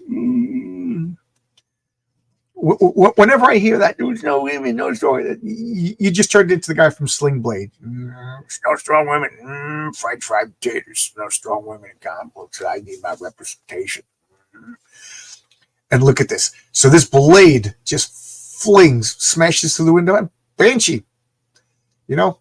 Maybe if you aren't smoking, you'd have better lung capacity and you'd be able to dodge faster, but it got a little bit of his hair, and then boom, smashes into the panel. Nightcrawler, who does nothing but react in these early X-Men stories, and then, the explosion's over and the whole Danger Room just goes berserkowitz. Oh, I want to mention this. This is a perfect example of what I call the Perez principle. There's a couple of things in comics that are ubiquitous. The word that for whatever reason, I'm going to be used. Kirby Crackle. We all know what Kirby Crackle is. It's those dots of energy that go around all cosmic. When you see Kirby Crackle, you know that this thing is powerful. The Perez principle is when something explodes, there's 10 times more debris than necessary. Why? Because F you, it's comics. That's why. So now she exploded everything, and now the Danger Room is just going dangerous. Now, I was talking about the holodeck Friday night when I did Star Trek versus Star Wars. I said, if I'm in charge of Starfleet, the first thing I'm doing is disconnecting the holodeck and all the stuff, because they're always malfunctioning. They use for two purposes: creepy sex and causing catastrophes. That's the only purposes of the holodeck. Well, actually, I take it back. Jodie LaForge used the holodeck properly in recreating a crime scene and figured everything out. So, but then, that's Jodie LaForge. But everybody else, from Riker to everybody else, you see Riker going into that holodeck. He's got his suntan. He's got his lotion. He's got his napkins. He's walking down the deck. He's going into the holodeck. Moriarty's coming out and taking over the Enterprise. You know what I mean? It's like, disconnect the holodeck. The Danger Room, every time the X-Men go into the Danger Room, it just turns into a villain. So to the point when Grant Morrison actually made Danger like the living manifestation of the Danger Room, I was like, yeah, we all knew that the Danger Room was a problem. Might as well be a supervillain. So what is this panel here? So I love that. Banshee is using like a fire extinguisher. Cyclops is like, oh my God. So now it turns into a video game. You got to get to the manual override. The manual override is right by the door. So Cyclops is like, how can I do it? This whole room is just filled with unstoppable nonsense. You got the flaming robot over here. Wolverine's trapped in adamantium tentacles. So teamwork. We got to do some cool teamwork. Now, again, this is all unnecessary. And it's kind of filler. But this is awesome. And comic books are awesome. This is broccoli. If you take out you could have broccoli, but this is the cheese that makes the broccoli delicious, and the breadcrumbs. There you go. So this is cheese and breadcrumbs, ladies and gentlemen. And what do? Colossus rather, he picks up the robot. Cyclops blasts Wolverine free. He throws the robot, and then Wolverine just shreds the F out of this freaking robot. Awesome. That is awesome. Choreographed fight, teamwork, superheroes, and it's all unnecessary. But it's the cheese and the breadcrumbs. So there we go. What else we got? Love Mr. Fantastic as a kid. I still love Mr. Fantastic. Believe it or not, there's the gray of the Patriarch is inspired by Reed Richards, because Reed Richards is really the only superhero dad that's left in comic books. Is Superman really a dad? That is some weird family Superman and Lois got. That I don't know. That kind of gives me the creeps. Is Batman really a dad? Reed Richards, he doesn't send his kids off to fight Dr. Doom. Batman sends his kids off to fight freaking, Darkseid, and Superman's kids are flying around through space and touching black holes, if you know what I'm talking about. And Mr. Fantastic, his kids are the most powerful beings in the universe, and he's like, Annihilus is attacking. Agatha, get these kids into a safe location. Why? Because they're children. He's a real dad. I correct. Not sure if we met. Oh, okay. Yeah, like I said, thank you. The older you get, the more you look back at the old days, the old gang. So who were you in our gang? I was Alfalfa. Were you Spanky? I liked the first X-Men movie. I hated it. I hated it from the moment I saw it, and I talked about it a few times. And that's a good concept for an infrequent show. Fix this movie. How's that? And we'll rewrite the Marvel superhero movies. Yes, you were there for Reggie as well. So then, yeah, we were there. I was working. I was working behind the counter. Wow, Jeff. If you wouldn't mind sending me a picture, I mean, I'll keep it secret. You know what I mean? Unless you don't care, but that's why show other people anyway. But I'm sure I've seen you. Obviously, if you were there for Reggie Byers, because that wasn't the biggest event in the universe. Storm ceased to be regal and got after them. Yes, absolutely. The Punk was a de-evolution, and I understand where they were going. Her being away from Earth when they went into space for that whole Shire thing, I understand it. She has a link to the planet Earth, and that caused a problem. Just like Snowbird has a smaller link to the Canada, which I think is silly that she has a link to a political thing. So I like to think that Snowbird has more of a link to like a latitude, So, but yes. So they were trying to do that, but the punk thing, like I just didn't like it. Comic physics, yeah, comic physics are fun. John would face a mutiny by the crew. Me? Why? What did I do? Well, it is called the Danger Room. Why don't have? They did. They had Banshee up at the control booth, but that blade broke everything. So the manual override got overridden. So yeah, but they should have redundancies. Absolutely. Where do the X-Men get their money? Good question. Xavier was a trust fund kid, brilliant, and then invested wisely. But they also later on had access to Shire technology. And I'm being weird because the bruises are just killing me. I apologize. I do it without even thinking.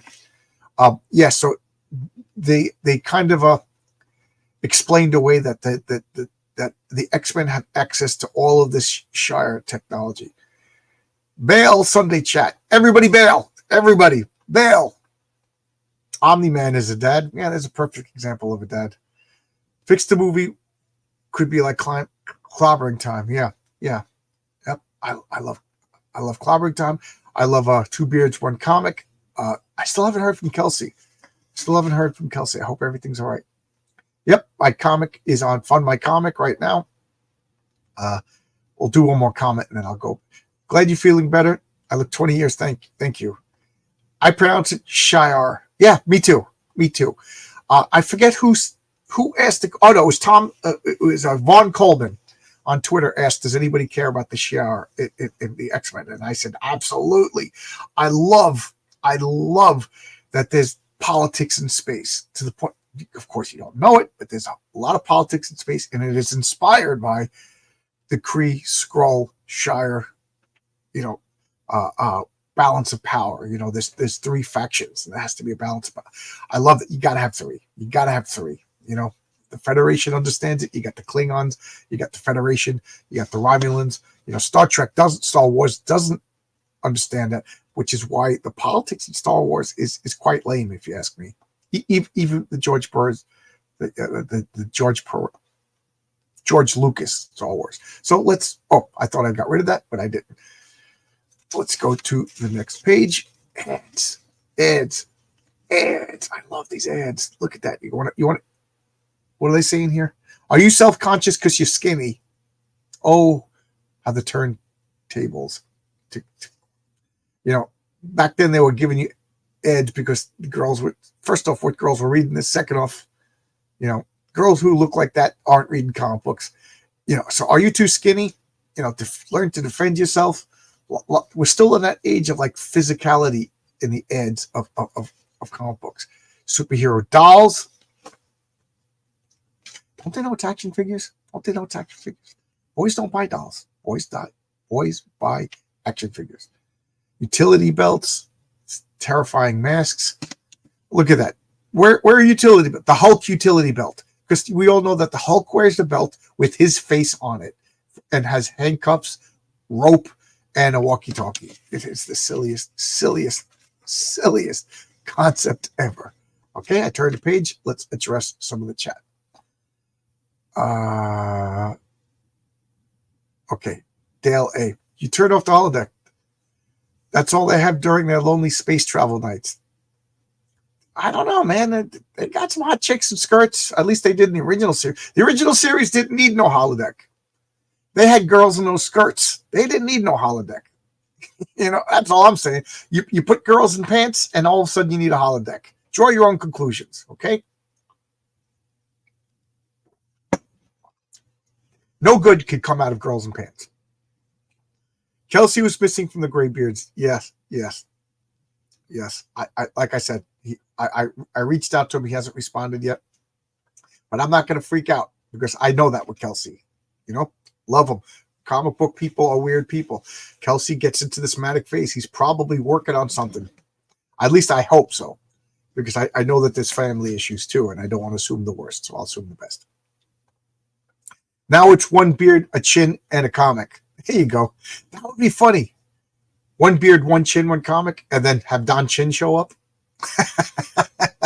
Two chins, one comic. I'll get Don Chin. We'll do a replacement until Kelsey reemerges. That's funny. That's funny. Cast your space votes and pay or space tax. Cast your space votes and pay or space tax. Oh, when I was talking about the politics of space. Oh, okay. Double post. The politics in Star Wars looks like the European Union.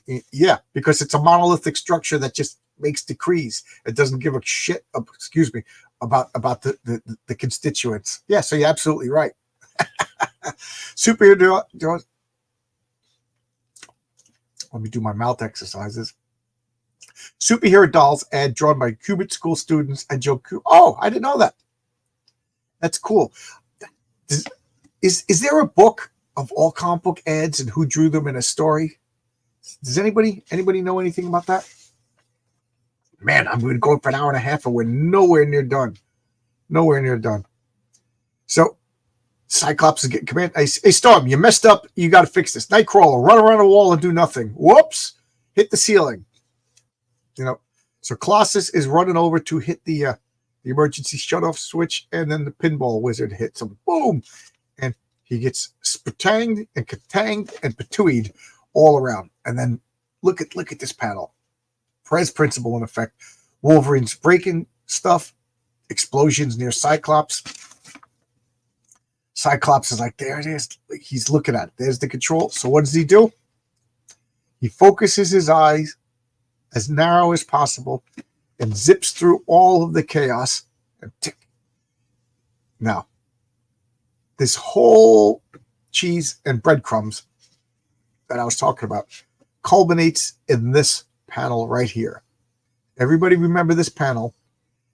It's foreshadowing, and it's brilliant. It is brilliant. They're setting up for the payoff later. Okay? So Colossus is like, whoa, hey, Nightcrawler, are you done reacting and not doing anything? Ja, or mein Freund, I've been doing nothing for a couple of years now. I'm good at doing nothing. Storm's freaking out. Wolverine is helping Cyclops in a rare moment of like, hey, how you doing, buddy? And then we got the next page. Oh my God, Banshee, how you doing? You look beat up. It's like, I'm fine. We gotta start fixing everything. We'll clean up tomorrow. And now all of a sudden, Storm is like, I'm embarrassed. I freaked out. I'm embarrassed. So look at this room. How many times have we seen this particular room in the X-Men? We saw it in You saw it in X-Men 112. No, X-Men 114, X-Men 137, and the Kitty Pryde solo one, 139. So we've seen this particular room a few times. I love that. I love that. So Cyclops is running off because he knows Storm is embarrassed. So now he's doing leadership stuff. And I love this little, he's taking off his mask. And what are they doing? They're doing exactly what I was saying was a bad thing. Talking about the feelings, taking their masks off. But what do we got here? Half of one page after an awesome, awesome scene. So there is room for everything. There is room for everything, but everything in moderation, you know. And now we got Storm, you know, she's got her mask off. She's talking about her feelings. She's literally walking amongst the flowers. And then Archon, he just grabs her, and then Storm lashes out. And this is, what does he say here? Be silent, Earther, and I will not hurt you.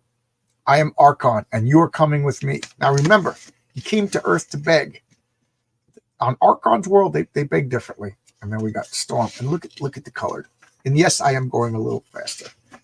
Let's address the comments. Oh, we already saw that. No good could come from putting girls in pants. Lots of good could come from getting girls out of pants. Yes, I agree. Original series never needed a holodeck. Kirk just banged the green ones. I also addressed that Friday night that the second broadcast episode of the original series, Dagger in the Mind's Eye, established that Kirk is not the player that we think he is. Watch that episode with Dr.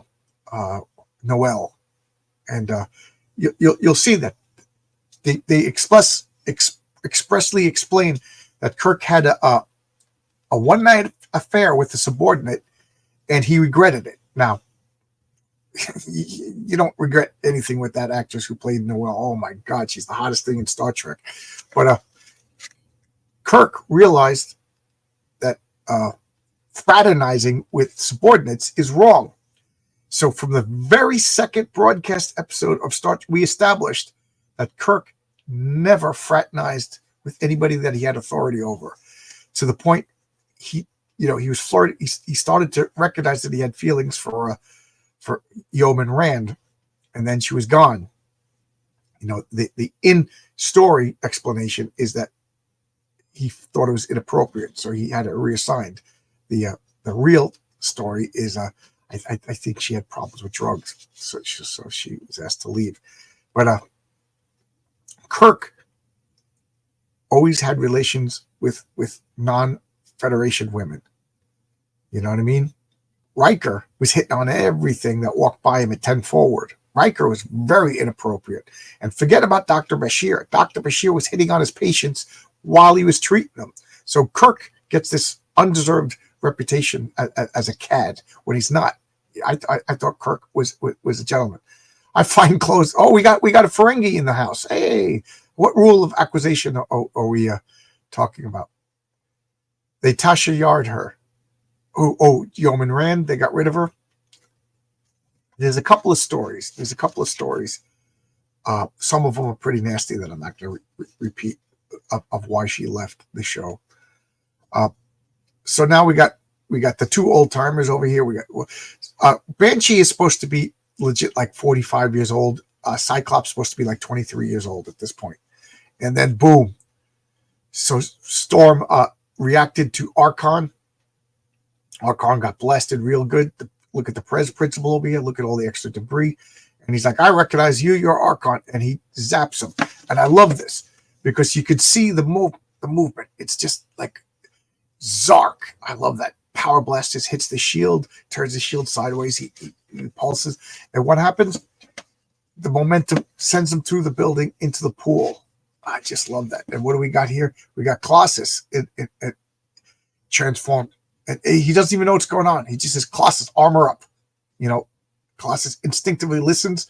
I love that split-second transformation scene. And boom, Colossus. And he's like, what is this? Archon hits him. You know, and he's like, you hit me, I'm going to hit you. Look at that. Look at that. I remember when I thought Colossus was a robot. We got this wonderful 2-page Star Wars ad. Marcus, do you know who drew this? Do you know who drew this? This is just love. I just love this. Yes, I had all of these original Star Wars figures. And then I was like, I'm too cool for figures. I'm too cool for toys. Gave them to my brother, and they were gone. Boom! It was like throwing them into the fire. And then, like years later, I'd be mowing the lawn. I'm like, what the hell just hit me in the ankle? And I'd see it's like the head of one of the figures that he buried in the ground. I was like, Mike, thanks a lot. You buried my toys that I gave you. I like Bashir. He was too simpy. Oh, you never liked Bashir. Okay. She was cut because the production budget and salary as a regular character. Oh, okay. That's better than the stories that I heard that she wouldn't act for Gene Roddenberry is what I heard.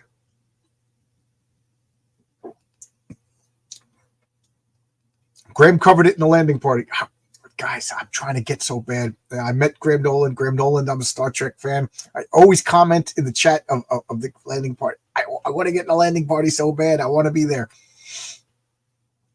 Colossus is great. Very earnest and responsible. Absolutely. Anybody know Marcus?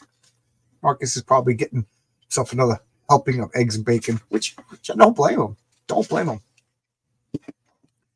So now we got Archon. He's against the tree, and then now we got the full force of the grouped and ready to go X-Men. The only one who's in the civvies is Colossus, but it doesn't matter because he transformed, so he looks cool. So he's kind of in his costume, even though he's not in his costume. They're doing it perfect. Wolverine's not here in his Speedos, you know what I mean? But he's in his costume. They're doing it the right way. So I love this. He starts throwing these arrows at everybody. And I love this. So this shield breaks because of Wolverine, but I'm going to say the shield was already damaged. I mean, it took a full-on Cyclops blast. It took a full-on Colossus blast, and now Wolverine. So Archon, look at that panel. Look at that. And then he's taking out these blasts. Cyclops just blasts these lightning bolts. They're like, I don't know. I picture them like a ceramic metal, if that makes sense. And he's just blasted them, and the black lash hits Archon. And then what Nightcrawler actually does something. He wraps him around in his tail, which is very dangerous. And what does he do? He throws a lightning bolt at Cyclops. Here comes Storm, and he throws a yellow one, and boom, she's gone. Banshee sees from a distance. Oh, what happened? And now, again, I'm going a little fast because I can't believe I've been talking for an hour and a half. And Nightcrawler is just murderer, and boom, he teleports out of the way. Boom. So now Nightcrawler is making up for lost time. He has no chance one-on-one against a guy who could fight the Hulk. You know what I mean? Look at Colossus's face. I always love when Colossus gets pissed. When Colossus gets pissed, you're just like, bring it on. You know it's going to happen. Because I love that whole dichotomy of Colossus is like the physical juggernaut of the X-Men, but he also has the kindest, most gentle, poetic soul. It's just excellent well-rounding of these characters. So when Colossus gets pissed, you're like, oh shit. And he just throws him in the pool, and then he rips out a tree. He hits Wolverine. And this is back before like Wolverine was the man, like nowadays the X-Men revolves around Wolverine. Back at this point, every part of the X-Men was like an equal member, So he takes out Wolverine, and then boom! Look at that panel. Is my crummy little camera doing this justice of how cool this? Let me turn the light over, maybe. Oh, okay. Is that better? Look at that. He just hits him with the tree. The tree's broken. And are trees bluish gray? Not on my planet, but they are in comic book world. Why? Because it's awesome. It's awesome. That's why. Look at Wolverine. Even Wolverine's like, geez. Can you read that? Wolverine goes, geez. And Cyclops is like, calm down. We can't kill him. And look at, he's raging full on right over here. And Nightcrawler's like, he's not dead. We didn't kill him. And he's like, okay, good. It's good that he's not dead because now I can torture him. And Cyclops is like, listen, you got about 30 seconds to talk. Spill the beans before because even I can't stop Wolverine. Wolverine is out for blood. You just killed Storm. You know, and I'll stop at chapter 3 and I'll address the chat. He's like, wow, I know you're bluffing. He goes, I have faced your kind. You're cowards. You're not going to do anything. He goes, say that in 50 seconds, bub. You think I'm bluffing? Say that again in 50 seconds. And is it a bluff, Cyclops? Banshee asks, of course it's a bluff. Does Wolverine know that? Watch it, Wolverine. Don't hurt him yet. I love that. I love that. Nightcrawler's like, let me see those lightning bolts. You know, because maybe what I remember, he goes, he threw red and black bolts at us, and he only threw the golden bolts at Storm. He goes, and she disappeared. He goes, so I think Storm's still alive. You know, and he's sweating it out over here. So he stands around. He goes, keep your fingers crossed. I don't know if this is going to work. So he takes all the golden bolts, and boom. Land of Shadow, Dawn of Death. Is this another Conan story? Is that the name of a Conan story? Look at that page. Holy, I don't care that I'm all washed out from the light. Look at this. Look at this. This is just a master class of everything. You got this guy in the foreground, colored. Look at the detail. Then you got this mid-ground, you know, with this yellowish green. And then you got this background over here. And then, boom, the central characters. They're not colored, but they're brightly lit. Oh, it is just awesome. Awesome.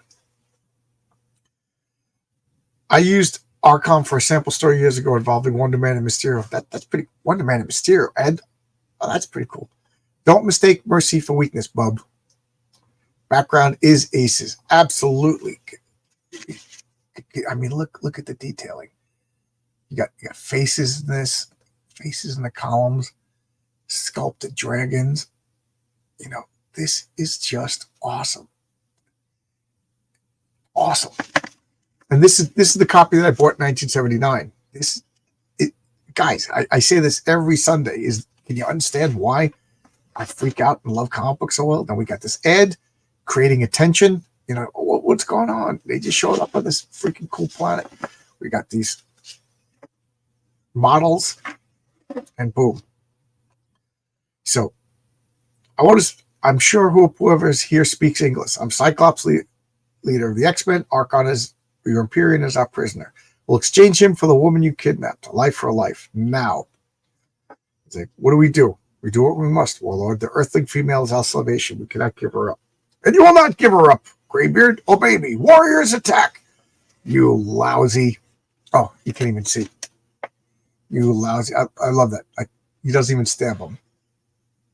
Then the Warriors attack. Look at the Warriors over here. Just freaking Kirby-esque space Viking warriors. You know what I mean? It's just amalgam of so many different cultures that they're no culture. Okay, crew. If a fight they want, a fight they're gonna get. So look at this strip panel of just. Let's give them one they'll never forget. It's just like a full-on, like, boom. Nightcrawler teleports. Cyclops is just blasted. Colossus is punching away. Do we see? Oh yeah, there's Wolverine. Wolverine's full-on murdering. Right? Wolverine's full-on murdering. There's just too much going on here for Cyclops to tell. Like, he's slashing with adamantium claws. This is full-on murder. This is full-on murder. You know? And then this Vizier guy is just like, you know, we got to guard the hostage. We got to guard the hostage. Go make sure she's okay.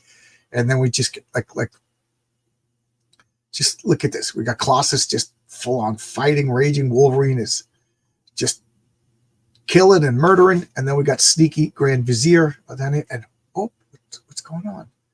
Nightcrawler is doing what Nightcrawler does. Look at that, unaware that he's being followed. So cool, so cool, excellent. Nightcrawler understands that he's pretty much useless in this particular situation, so he does what he does. Cyclops didn't order him; he just took the initiative. I'm going to use my powers to the best of my ability. What does this say? John's Longbar, check your email. There's a great picture regarding the Incredible Pulp.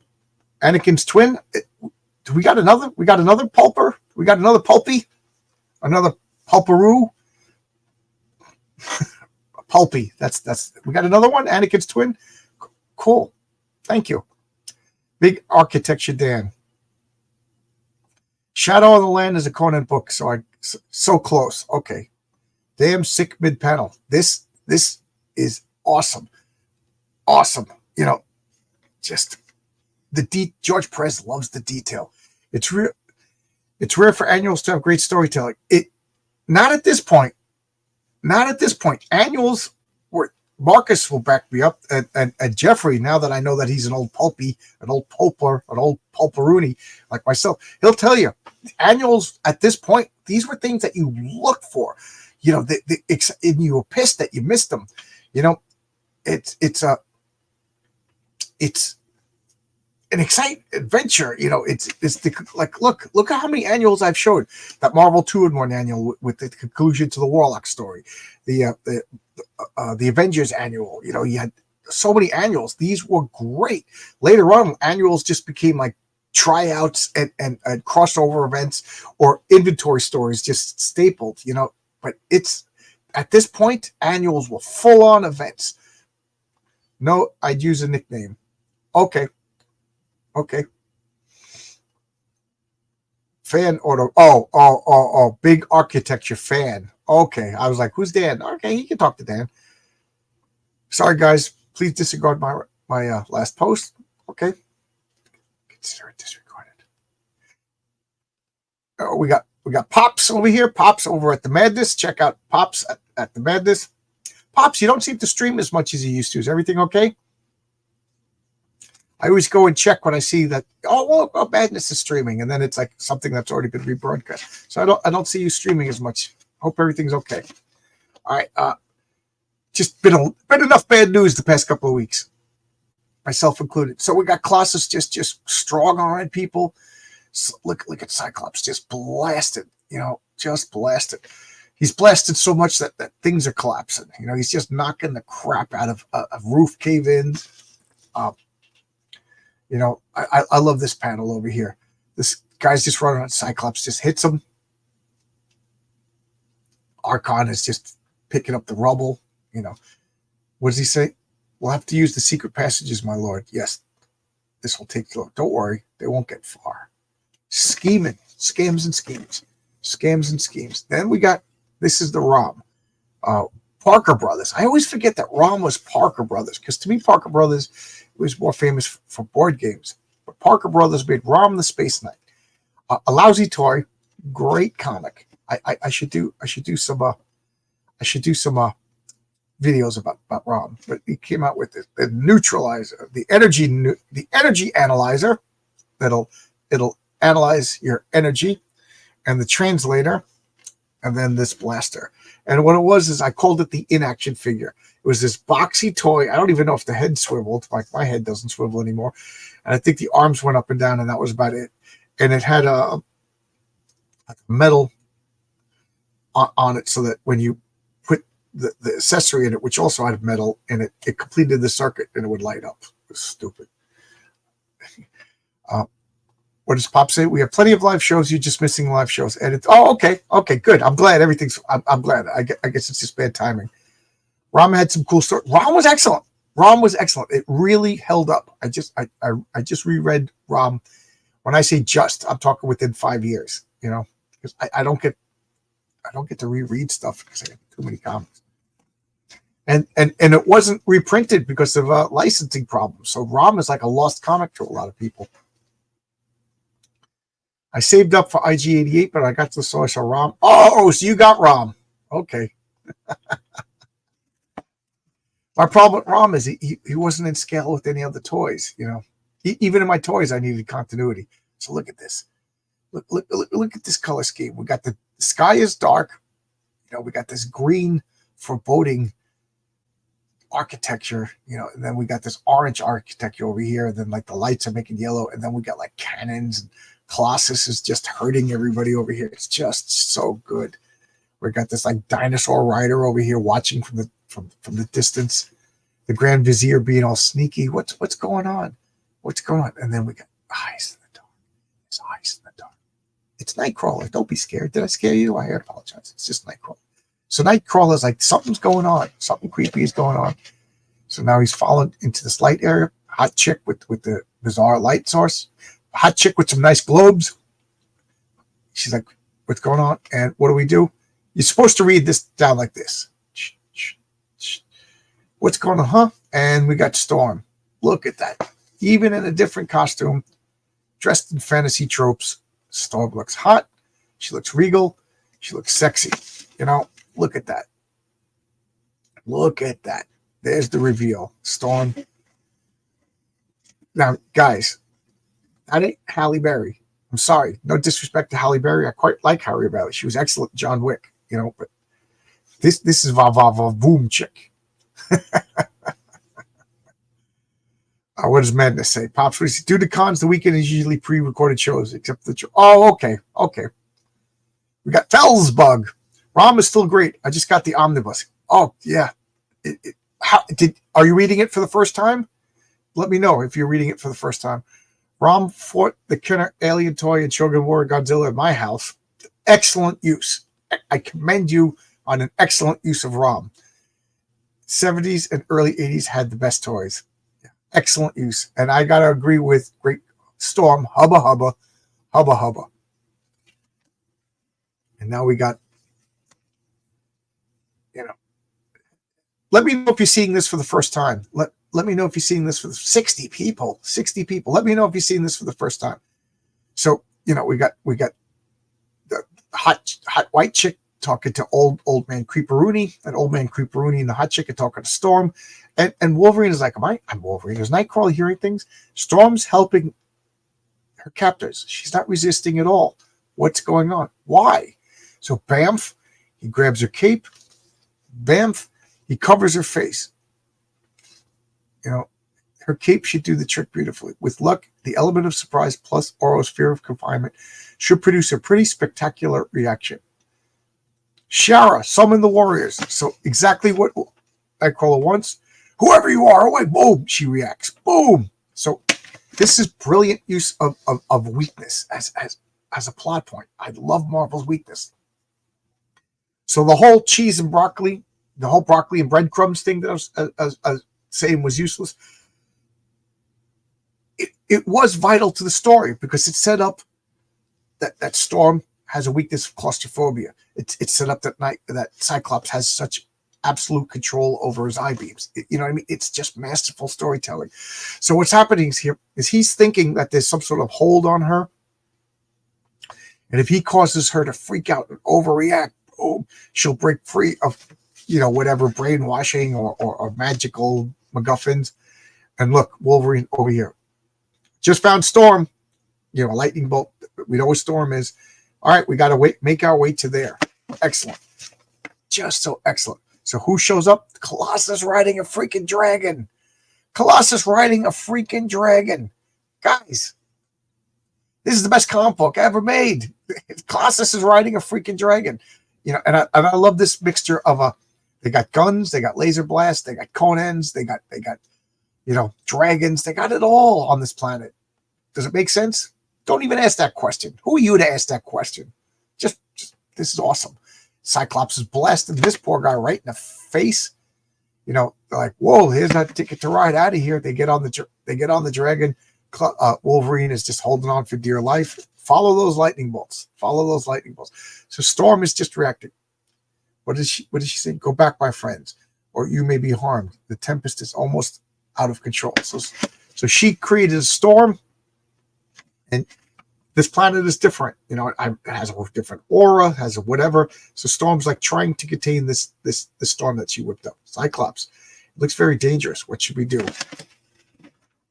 Turn the page, and I will address this. Madness. Pop says, Evil Knievel stunt cycle. Best toy ever. Oh my God. You just gave me an idea. I like to put classic comic book ads in my comic. How could I have forgotten Evil Knievel? Got to work on that. Issue 2, Evil Knievel ad. It was my favorite comic as a kid, but I also had the toy until my younger brother broke him. Rom? He broke Rom? Rom was just protecting the Earth from the dire wraiths. I personally don't like when they take X-Men out of modern day Earth because they stop being mutant. This should be an Avenger story. Yes. And I love X-Men was a superhero franchise, just like the Avengers. They went into space. They were space pirates. They did Star Wars. They went into the Savage Land and fought dinosaurs. I cannot stress enough how little the whole mutant story really mattered to the best X-Men stories. Look at all the best, well, to me anyway, because I'm oldie oldison. But the whole, I quit reading the X-Men at 204. It just became wallowing in they don't like us, we're persecuted stuff. But up until that point, for 200 issues, it was space barbarians and dragons and dinosaurs and space aliens and supervillains, Robin Banks, and okay, X-Men, God loves men kills. But then, even the Days of Future Past, that was about mutants and stuff like that. But it was a time travel, stop the Terminator story. It was, oh man, I cannot stress how much I hate the woe is me, they don't like us X-Men. Oh God. So now they get to this sacrificial plank. It's like walking the plank in a pirate ship. Look at the sky. And Claremont couldn't write this today. No, absolutely not. He would be wallowing in identity politics. Hey, Grey Wolf, how you doing? I'll adjust the chats again. I'm just trying to. 2 hours, but I'm loving it. It's 2 hours, but I'm loving it. So Storm is like, I'm here to help. I'm what's going on? Wolverine's all like, what's going on? And he's just like, if you take her, X-Men, know that you condemn my world, my people to death. And he's like, well, you got a lot of explaining to do. I've got to sound casual, bluff Archon into believing we're still at peak strength, that we can handle anything he throws at us. Oh yeah, I kind of glossed over this. Cyclops, they established that Cyclops, his eyes, harnesses solar energy and converts it to the optic blast. All the energy stored in his cells and fires out of his eyes, which conveniently is forgotten about. So the source of Cyclops' powers is not some other dimension like they do in the Marvel Universe books or whatever. But so he's drained. There's no sun.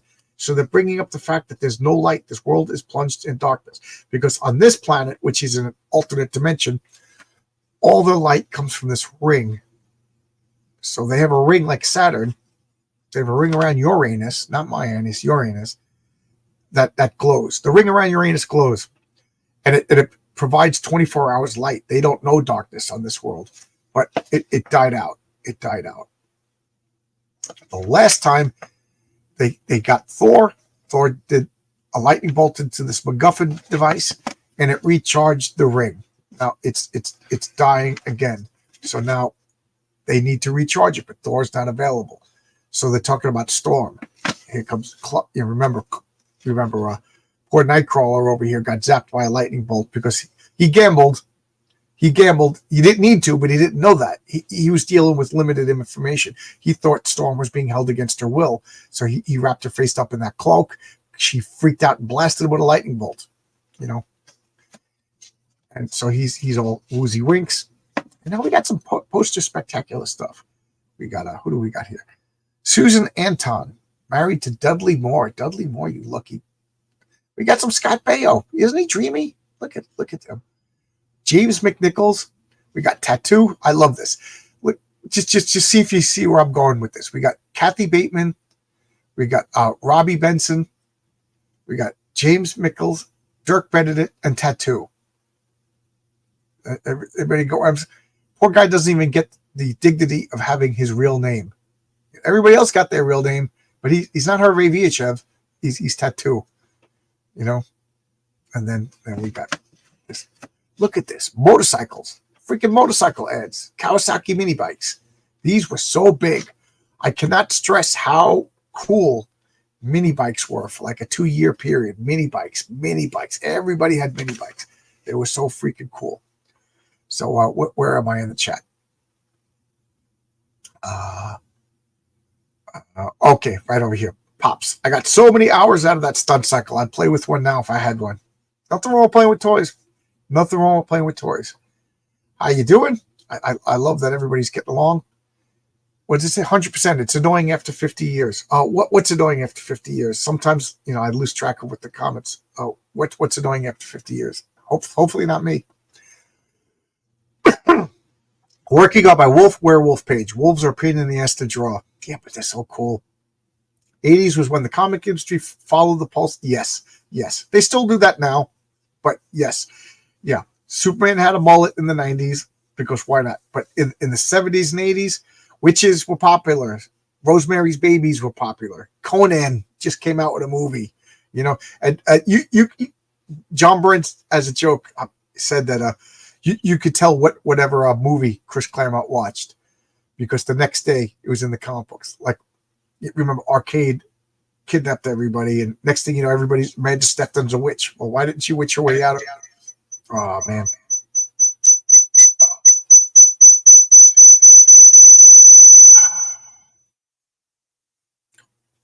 I got to forgive me. I got to do something. Can everybody hear this echoing? I was getting on a good roll.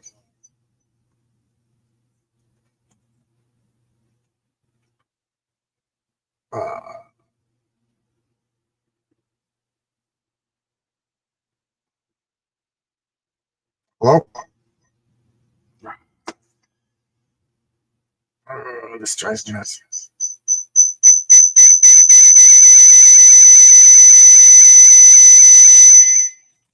I gotta do something with this. Forgive me.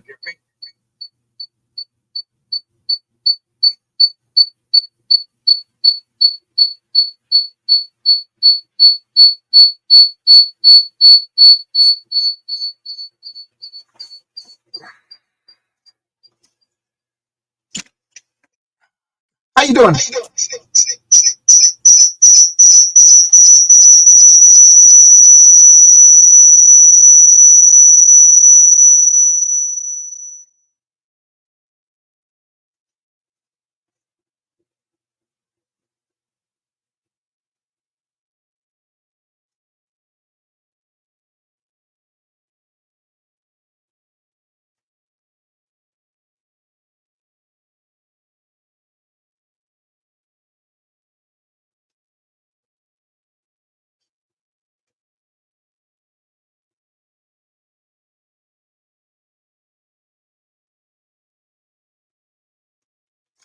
Sorry, everybody. We are experiencing technical difficulties. Please stand by. Old man and technology.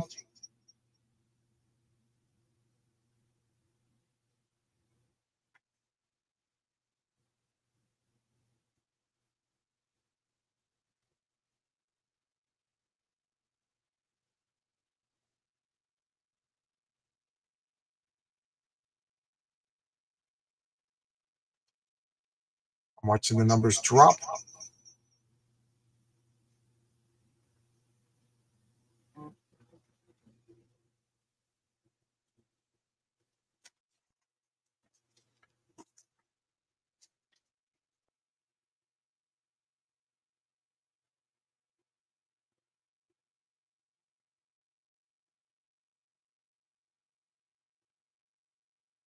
Hello?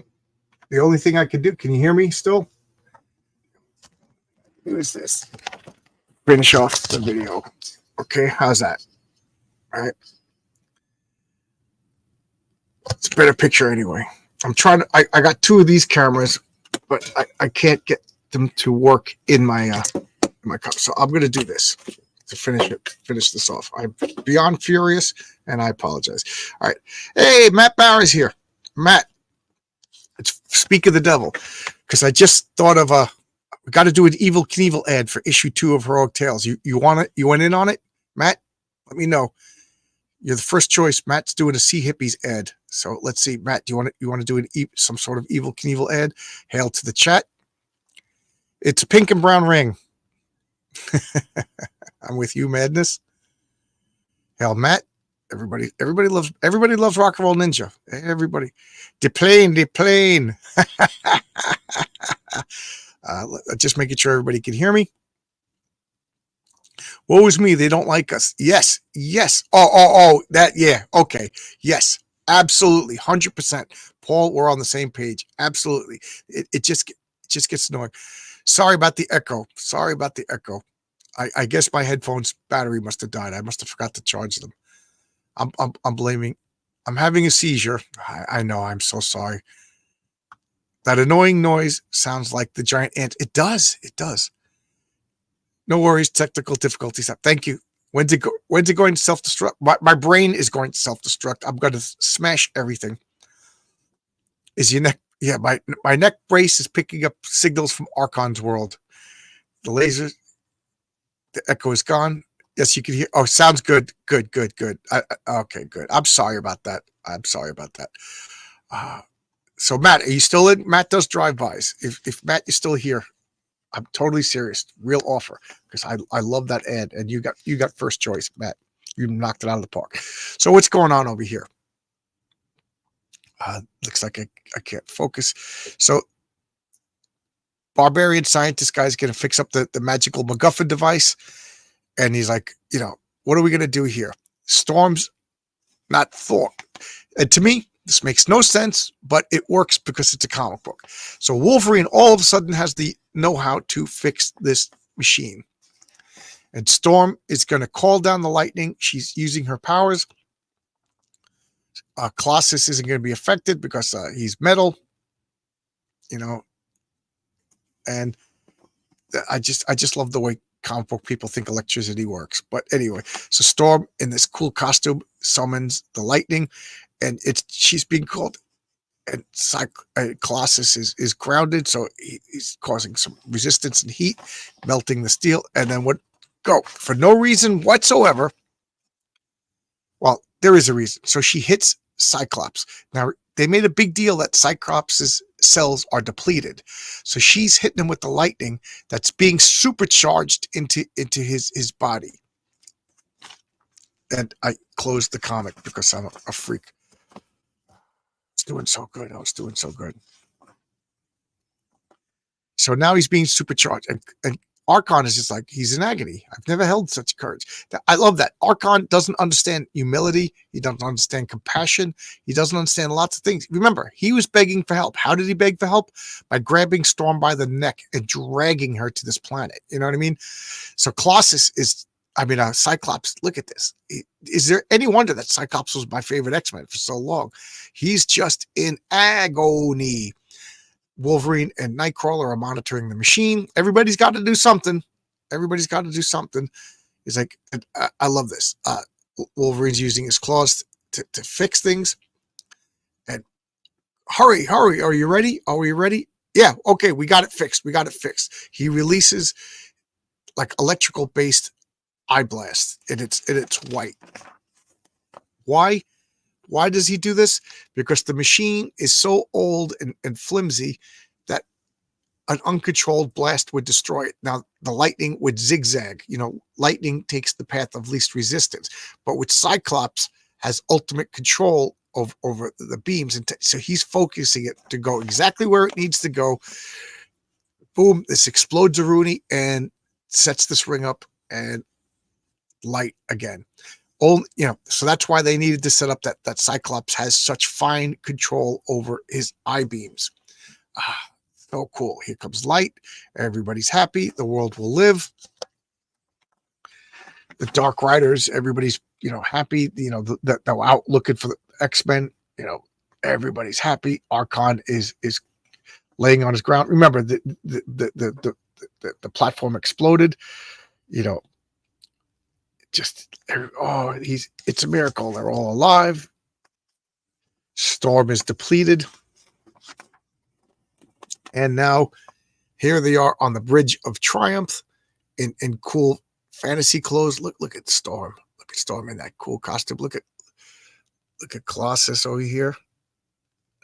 Cyclops dressed as like Corsair. Wolverine with the banana hammock. It's just awesome. Just awesome. He's talking about how they're friends. I learned a little bit. I'm not going to be an arrogant jerk. Here I'm going to return you to your world. And this first page of Rom, look at this. This is the first page for Rom.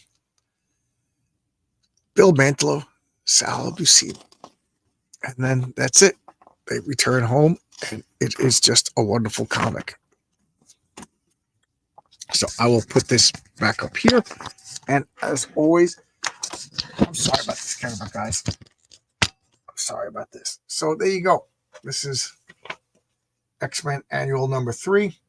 I don't know what went on, but it would be my show if things didn't go berserkerwitz. Rock and Roll Ninja is gold. I got to agree. It's black and white, but I know what you're talking about. Where are we? It hit a lot of the Choice Hotel properties. I support him. So glad today's Friday. I don't think did I miss something? I don't really understand what that is, but it sounds nice. Barrett gives the Irish goodbyes. Yes. He comes in. How you doing, guys? And leaves. You know. Gotta go. Anakin Twin, good talking to you. The one thing that would have made Rock Roll Ninja if a magazine size, like, oh, there you go. Reprinted magazine size. I'm back. My Sunday stippling video. Oh, you recorded your video? So then you missed the technical difficulties. So there we go. 67 people. I remember doing Sunday comics, and it was like one person who was just like, you suck. You know, I got 67 people. Sorry about the other camera died on me. The sound went berserkerwitz. So as always, I'll talk until the comments stop. So what do you think of this? What do you think of this? Perfect blend of superheroes and fantasy. That's why I love superheroes. You could do anything with superheroes. You could do fantasy. You could do mysteries. You could do detective stories. You could do noir. You could do a love story. You could do anything. You know, superheroes are my favorite genre. You know, I if I may talk about my comics, Heroic Tales issue 1. Daniel is back to submitting colored pages. I lost my train of thought. So you know, it looks like I'm still on track to deliver when I said I'm going to deliver. But I would like I like playing with all the genres. So yes, I have stories that will intersect with fantasy. I have a western. Like, I want to go back in time, not time travel, but tell stories from like the colonial times. There'll be colonial era superheroes. There'll be Western era superheroes. Of course, there's going to be World War II. I can't wait to tell you the superhero team from World War II, but I can't tell you the names of characters because who knows when I'll get to them. And by that time, people will take these cool names. I forget who I was talking to. And notice that I'm not looking at myself. I can't stand to see my face this big. But talking about it's difficult to come up with superhero names. All the good superhero names have been taken. So I'm being really sheepish about revealing the superhero names. Jimmy, who was in the chat earlier, probably knows more than anybody about the superhero names that'll be showing up. So okay, the chat is chugging. It's great because it's Perez. That's kind of like, yeah. It's funny. I look like I have more hair now that I have no beard. Right? I don't look as bald as I used to. It's great because it's Perez. I need to learn how to color like they did. Yeah. With my colors, I described how I wanted the color, but I look back and I think I described what I wanted wrong. You know, so we had to fix things. But now everything's cool.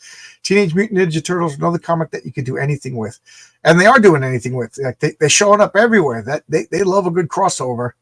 They love a good crossover. This is how you book your. This is how I know you book. Oh, thank you, Feldsbug. Thank you. Thank you. As you can tell, when you're Irish, Catholic, Italian, you don't take compliments well. So, but thank you. I think you want to be press comics before I went to DC. I'm not going to argue with that. How many times? This has been on my channel 3 times. I did a showcase on it. I did a Sunday comics on it. And then I did a Sunday comics now that I actually have people watching. I love this freaking comic. And look at this. This shows you what a lunatic I was. This is my actual copy from 1979. Like even as a kid, before Bags and Boards, I was like, hey, you know, Yeah, Marcus, but it doesn't make you smarter. It makes you a farter. If you can't be smarter, you can be a farter. So, John, you mentioned a crossover. Will it happen in the flip for issue 2? Yes, it's a crossover, but it ain't a crossover. I'm being vague on purpose because I spoil too much. But last night I got permission from 1, 2, 3 out of 4 people that I reached out to for, and it's, if you know me and you know my channel and you know my buddies, you know who I'm crossing over with, but it's not a crossover, but it is a crossover, but it's not a crossover. Yes, I'm being vague. Yes, because I don't want crossovers in my comics because I have the whole multiverse mapped out. I know where it's coming. So to have Superman show up would break my universe. But how am I having a crossover? Because I'm not having a crossover, but I am. Heroic Tales comic book on Kickstarter. Yes, thank you for showing the Kickstarter. I cannot stress enough about I love the Michael T. Gilbert cover, and I understand it's a tough sell. It's a tough sell to sell like an old school type cover like that. Oh God, if I may do an aside, when I was in the hospital, for those of you who don't know, I was in the hospital for 28 hours. I was in the emergency room. I just got a twinge of pain. It happens every once in a while. And I was in a gurney in the hallway. So other gurneys are banging into me. People are walking around, guys eating a sandwich, looking at me. And if you know anything about hospital gurneys, they are so uncomfortable. And I got a neck brace on and I'm trying to get comfortable. So I do what I call, I just go into this like quasi state of living. Like I'm not awake, but I'm not asleep. And I would close my eyes. And I think out of the 28 hours in the hospital, I must have been in like a semi-sleep state. I must have been snoring because my throat was killing me. And I'm like, oh, great, I got COVID. I'm in the hospital, I got COVID. So, but they would wake you every 4 hours and take your temperature. I didn't have a temperature, so I didn't have COVID. But, I was like, why is my throat killing me? So this is my Kickstarter campaign. I got to show this off, guys. I got to show it off for 2 reasons. First reason, it's 3 reasons. It's Michael T. Gilbert. First reason. Second reason, it's freaking cool. Third, I paid a lot of money for it. So I got to sell this thing. But look at this. It's purposely old school. It's purposely Silver Age. It's purposely whimsical because I've been talking, especially, I love Comicsgate. I love the Iron Age. I love all of this indie comic scene. I think it's important. I'm bragging, but I'm not lying. I'm one of the original Comicsgate people. I was Comicsgate before John Malin, before Ethan Van Sciver. I was feeding your boy Zach information. To me, your boy Zach is Comicsgate 1. I'll say I'm Comicsgate 3 because who knows? There's some mystery guy number 2. But I will admit one of the biggest problems with Comicsgate is this lack of childlike wonder in the comics. That they really edge it towards the seriousness of the comic, which is cool. But for superheroes, for me, for my way of thinking, and I could be wrong, I think there has to be some sort of childlike stuff. And to me, this cover, and I'm going to blow this up.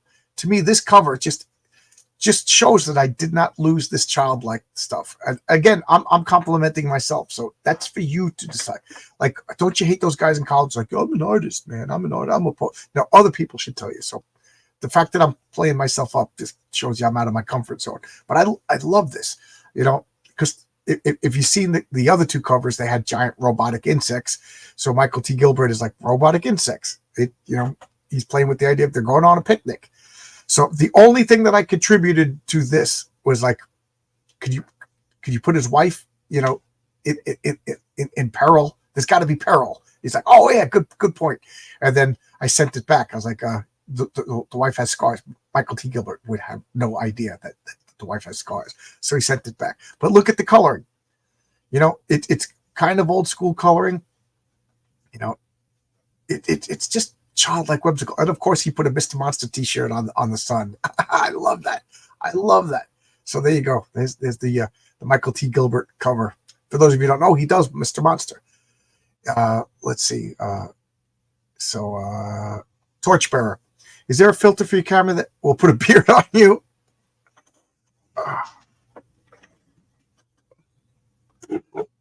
Oh man, it's funny. For like 2 years over there, I had a fake beard. I gotta find it. I had a fake beard because my niece looks like me. So I bought a fake beard, and every time I see her, I put the fake beard on. We take pictures together. So now I'm looking for it. I can't freaking find it. It's been over there for years. I'll wear it during the Two Beards One comic. That'll be funny. That's a funny gag. That's a funny gag. Sign up to my Substack. For those of you who did sign up to my sub, you know that I don't spam you. And is this weird to have my face so big? I can't stand looking at it. When is it crossover, not a crossover? When it's in Heroic Tales #2. Big fan of old school homage. It's oh, thank you, Pity Mine. How are the dogs doing? How are those beautiful dogs doing? The old Action Comic font. Yes. Yeah. Michael T. Gilbert, Mr. Monster. What a good guy. And a fellow Long Islander. I agree with you, John. You need Blue Sky Comics. Yes. And I think that's why I'm not doing so good on Kickstarter, because it doesn't have big old boobies. You know, Kickstarter seems to be like the booby comics. So a little bit of a warning is the comic that I'm working with, Tonic Bowl and Oscar Carreno. It's not all ages. You know, it's purposely parodying, but there's, I'm working with Tonic Bowl. There's going to be boobies in it. Okay. Let's be realistic, but I'm going to make sure that everybody understands that, because I don't want anybody getting upset. I don't want anybody buying anything that they don't want. Comics should be fun. I was looking forward to Godlike, but it's a shorter. Oh, really? I still haven't read it yet. I was going. It's over here. I can't turn my head. It's right over here. It's right over here. I gotta read it. Have a Heroic Tale on Halloween trick or treat night. You can also show us as Kids Just a Crossover. That's a good idea. That is a really good idea. That's funny. Well, if you look at this, I'll show you what a crossover is. Not a crossover that already exists. How many people have noticed this? I know I pointed it out more than a few times, but how many people have noticed this? Oh, how many people have noticed this? When is a crossover not a crossover? You see the little the little girl's got a Batsy toy. The little boy's got a wolf toy. So there's a crossover that's not a crossover. Okay. So my crossover is going to be more something like that. Okay. Again. Where am I? Torchbearers too. I'm loving the oh, we already said that. Comics Raider. Yeah. Damn it. Missed again. Always showing up at the end. So, okay. 2 hours, 23 minutes. This is so much fun. I want to do 7 more minutes just because the, retentive in me is driving me crazy. And I've been sleeping in a chair. I sleep in a recliner because I got to keep my head elevated, and I sleep with my weighted blanket. My AC is right over there. I sleep so good down here, believe it or not. And I just woke up, set my alarm for 9:30 because I didn't have to go far. I just came over here, got my comics, set everything up, and started. I had my coffee already pre-made. I just plugged it in. Some serious gourmet shit, and didn't even think to brush my hair because I didn't think I was gonna be I didn't think it was gonna be this big. Cool. I missed the kids. Oh, you missed it. Keep your eyes sharp. There's a Horace H. Hoover reference in Heroic Tales #1. There's a Tonic Bowl reference, not saving the universe, not saving the world, which is his comic. A direct reference to Tonic Bowl. Little fun things. That T-shirt is on point. Property of Miskatonic University, Arkham, Massachusetts. I told you, I love Lovecraft. I like the upcoming Clobbering Time subject. Oh yeah. That was Matt Bauer. I presented the idea to Matt Bauer about It's Clobbering Time. And he loved it. He said, let's go live right now. I think he was having a bad night. He said, let's go live right now and do It's Clobbering Time. So I was like, all right. And we just went live. And we talked about the Hulk versus the Flash. Why the Hulk versus Flash? That's not a natural team up, right? Hulk versus Flash is not natural. It's not something that you would think of right away. But I had a apprentice at work, and he just walked up to me and goes, John, who would win in a fight, Hulk versus Flash? And then walked away. And I was like, he made me have to think about it. You know what I mean? If I gave an on-point answer, it probably would have been the end of it. But he made me have to think about it. And then every time I saw, because he's in a different company than me, but we're on the same job site. So, we'll walk by again, and he goes, Flash would win because Hulk would win because of this. And I'd say Flash would win because of this. And then I'd see him again. And then he would reverse. We were having fun. This was going on for like 3 weeks. So I was telling that to Matt Bauer, and I was like, I should do it. It's Clobber. He's like, do it. Let's do it right now. So boom, we went live with no prep. Hulk versus Flash. It's clear. And it was fun. It was a lot of fun. So now it's going to be in my repertoire of things to do. So we did Hulk versus Flash, which was the inaugural episode. And then I let everybody else vote, and it turned into Batman versus Moon Knight, which was a lot of fun. And then I let everybody else vote, and it was Nightwing versus Daredevil. And then I picked the Federation versus the Galactic Empire. And that was a lot of fun. But as soon as I said it's clobbering time, I said, for marketing reasons, controversy sells. And I don't like Comics Gate drama. I don't like it. I actively avoid it. But how can you drama farm and not drama farm when you make it about characters? And there's nothing wrong with saying, let's imagine who would win in a fight, Cyberfrog and Isom. They're comic book characters. You know what I mean? That's perfect. And I will make it absolutely clear. We're not talking about Eric July. We're not talking about Ethan Van Sciver. I got two of my moderators here, Marcus and Haldir. I am anticipating a tsunami of interest next Friday night. Marcus, you might not be able to make it into the chat because onto the screen, because I kind of want you to be a moderator on the thing. Because if it's turning into bashing real people, squash that. I don't want that. I don't want this to become Comicsgate drama.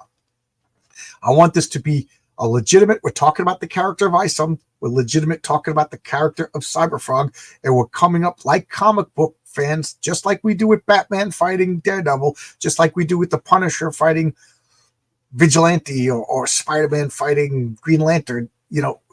When I did the Federation versus the Empire, we didn't talk bad about George Lucas and Gene Roddenberry. We talked about the characters. So this is, how do you have Comicsgate drama without having Comicsgate drama? This is the way you do it. All right. So, and I know you guys, my regular, you understand where I'm coming from, and you understand the rules that I'm laying down. But this isn't let's attack Ethan Van Sciver because you don't like him. This isn't let's attack Eric July because you don't like him. That's 100% missing the that's off mission. So Great Gold Worm, Clobber Time, Judge Dredd versus RoboCop. The problem is I don't know much about Judge Dredd. You know what I mean? But yeah, that's a good one. Do ROM for Sunday Comics? Okay. Marcus, yeah, remind me. Send me a message. I'll do ROM #1 for Sunday Comics. Yeah, I talk about it a lot. Why not?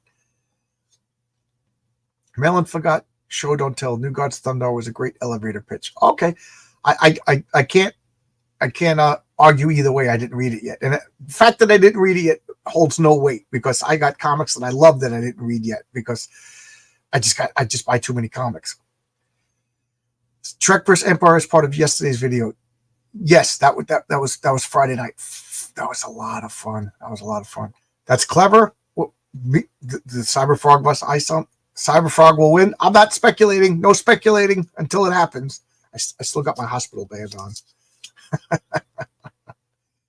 That I did. Yeah, I was thinking that wouldn't be able. Okay, Mark. Thank you. Yeah. And I apologize for getting snippy with Marcus. I don't realize that the pain is making me a jerk, so I apologize. Rippaverse characters are gods, demigod. Again, I'm not wasting any speculation until the actual stream. Great Gold Worm, no worries, John. I come here to escape the CD drama. Your channel is a palette. Thank you. That's what I'm trying to do. And I get frustrated sometimes because, like, we all say that we're comic book fans, and my channel is nothing but comics. And it's like, somebody stream sniped me, showing my channel live on their stream, and they making $600 in super chats, and I made nothing. They're doing nothing but watching me do the work, and they made $600 watching. I got a little mad. I hate asking for super chats, but like, if somebody's gonna make money super chatting me, it should have been me, not the guy stream sniping me. So stream sniping is gay. There you go. Stream sniping. Cyberfrog is kicking Vespa ass until book 2. I saw him was a cave with Bloodruth, and I still don't know what the hell would happen. Well, Bloodruth is kind of hot. If I was in a cave with Bloodruth, kicking ass is the last thing I'd want to do. Whatever. Save it for clobbering time. Yeah. Bring the fire on Friday. And again, open invite, no avatars. I want to talk to faces. It's you don't get to hide in the comic book store behind the display and join the conversation. You know what I mean? As much as we're weirdos, we're not going to talk to the guy hiding behind the Archie display. You got to have faces. I like talking to faces. One of the things that I do is I'm watching the faces of people that I'm talking to, and you could tell a lot of nonverbal communication. So I don't like avatars. RJ is the only one who gets a pass because RJ is, my godfather. He founded me, so he discovered me. I can't say no to RJ. A clever way to drama farm without drama farming. That's the topic. And I know people are going to get nasty because when I posted the link to it, and already it got nasty. Notice that I didn't comment. I didn't do anything. Let the tensions build up. Let the flame tornado spin and turn into a funnel. But I'll do my best, Marcus and Haldir, if you could help me control it, because I don't want it to, I want it to be about comics, not about the people.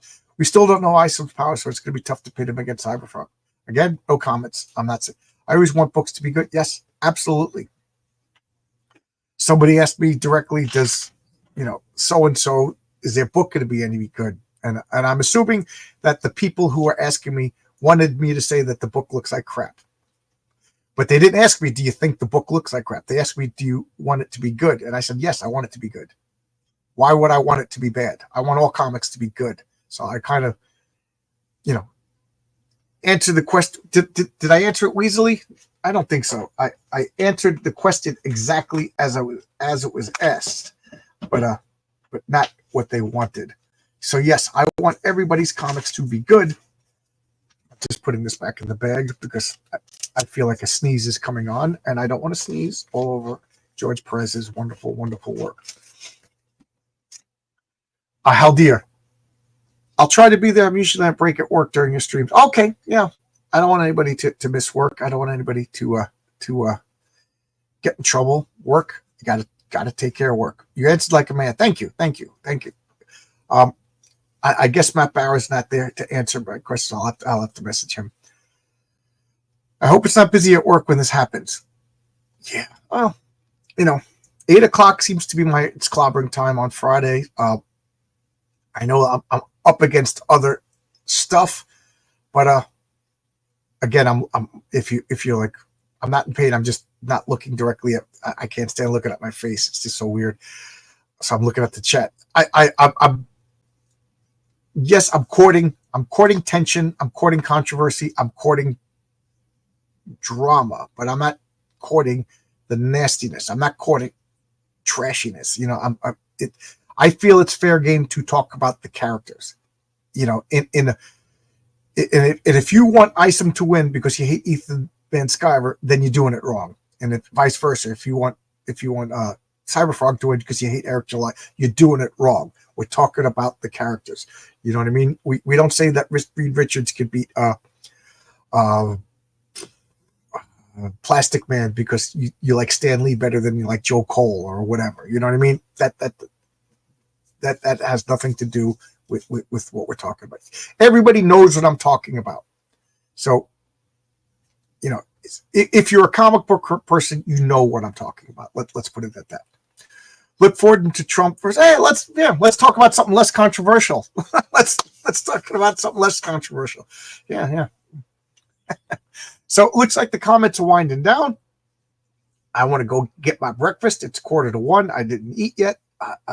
You know, obviously I'm out of work right now. I mean, I was out of work for 6 weeks for the freaking hernia surgery. Now it looks like I'm probably going to be out of work minimum of 6 weeks, maybe up to 2 months. That's if I don't require surgery. If I require surgery, this whole thing, the whole ionosphere goes out of whack. So who knows? So time doesn't mean anything. Time doesn't mean anything.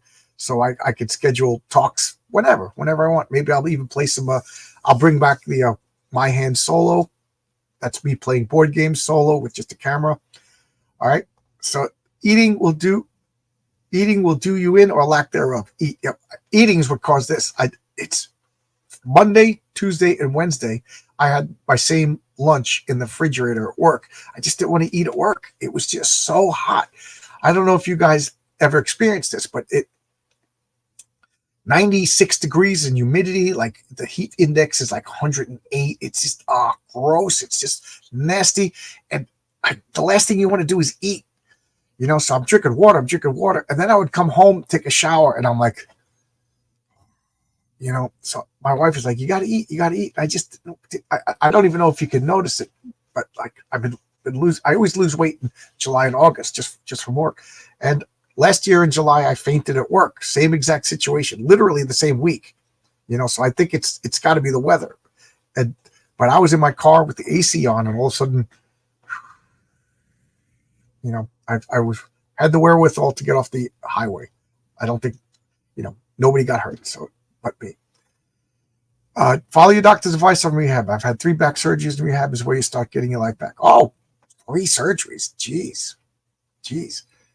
Get a nice pork roll, egg and cheese. Oh, that sounds awesome. You could also play this. Yeah, I played. I think I did 3 streams of Final Girl. I'm trying to think of what I did. Nemo's War, Final Girl, and Worm Wrestle. I think I did another live board game. I'm not sure, but yeah, maybe I'll do that again. I got to clean up this area, set up the table over here. All right, but now I'm babbling. I'm babbling for the sake of babbling, and I gotta shave because this is just driving me crazy. I don't even have, believe it or not, I don't have a razor in my house. I got to go buy a razor. I just use we have a buzzer to buzz the cats because they're getting old and they're not taking care of themselves, and they get these mats, and my wife buzzes them out. So we use the cat trimmer to shave my beard. How undignified! But thanks a lot, everybody. Thanks a lot. I don't have that many things booked, so if anybody wants to come on the channel, this would be a good time. So I'm not even going to start telling you, but I know I got a few. I'll post them up. Thanks a lot. If anything else, I'll see you Friday for It's Clobbering Time. All right, bye everybody.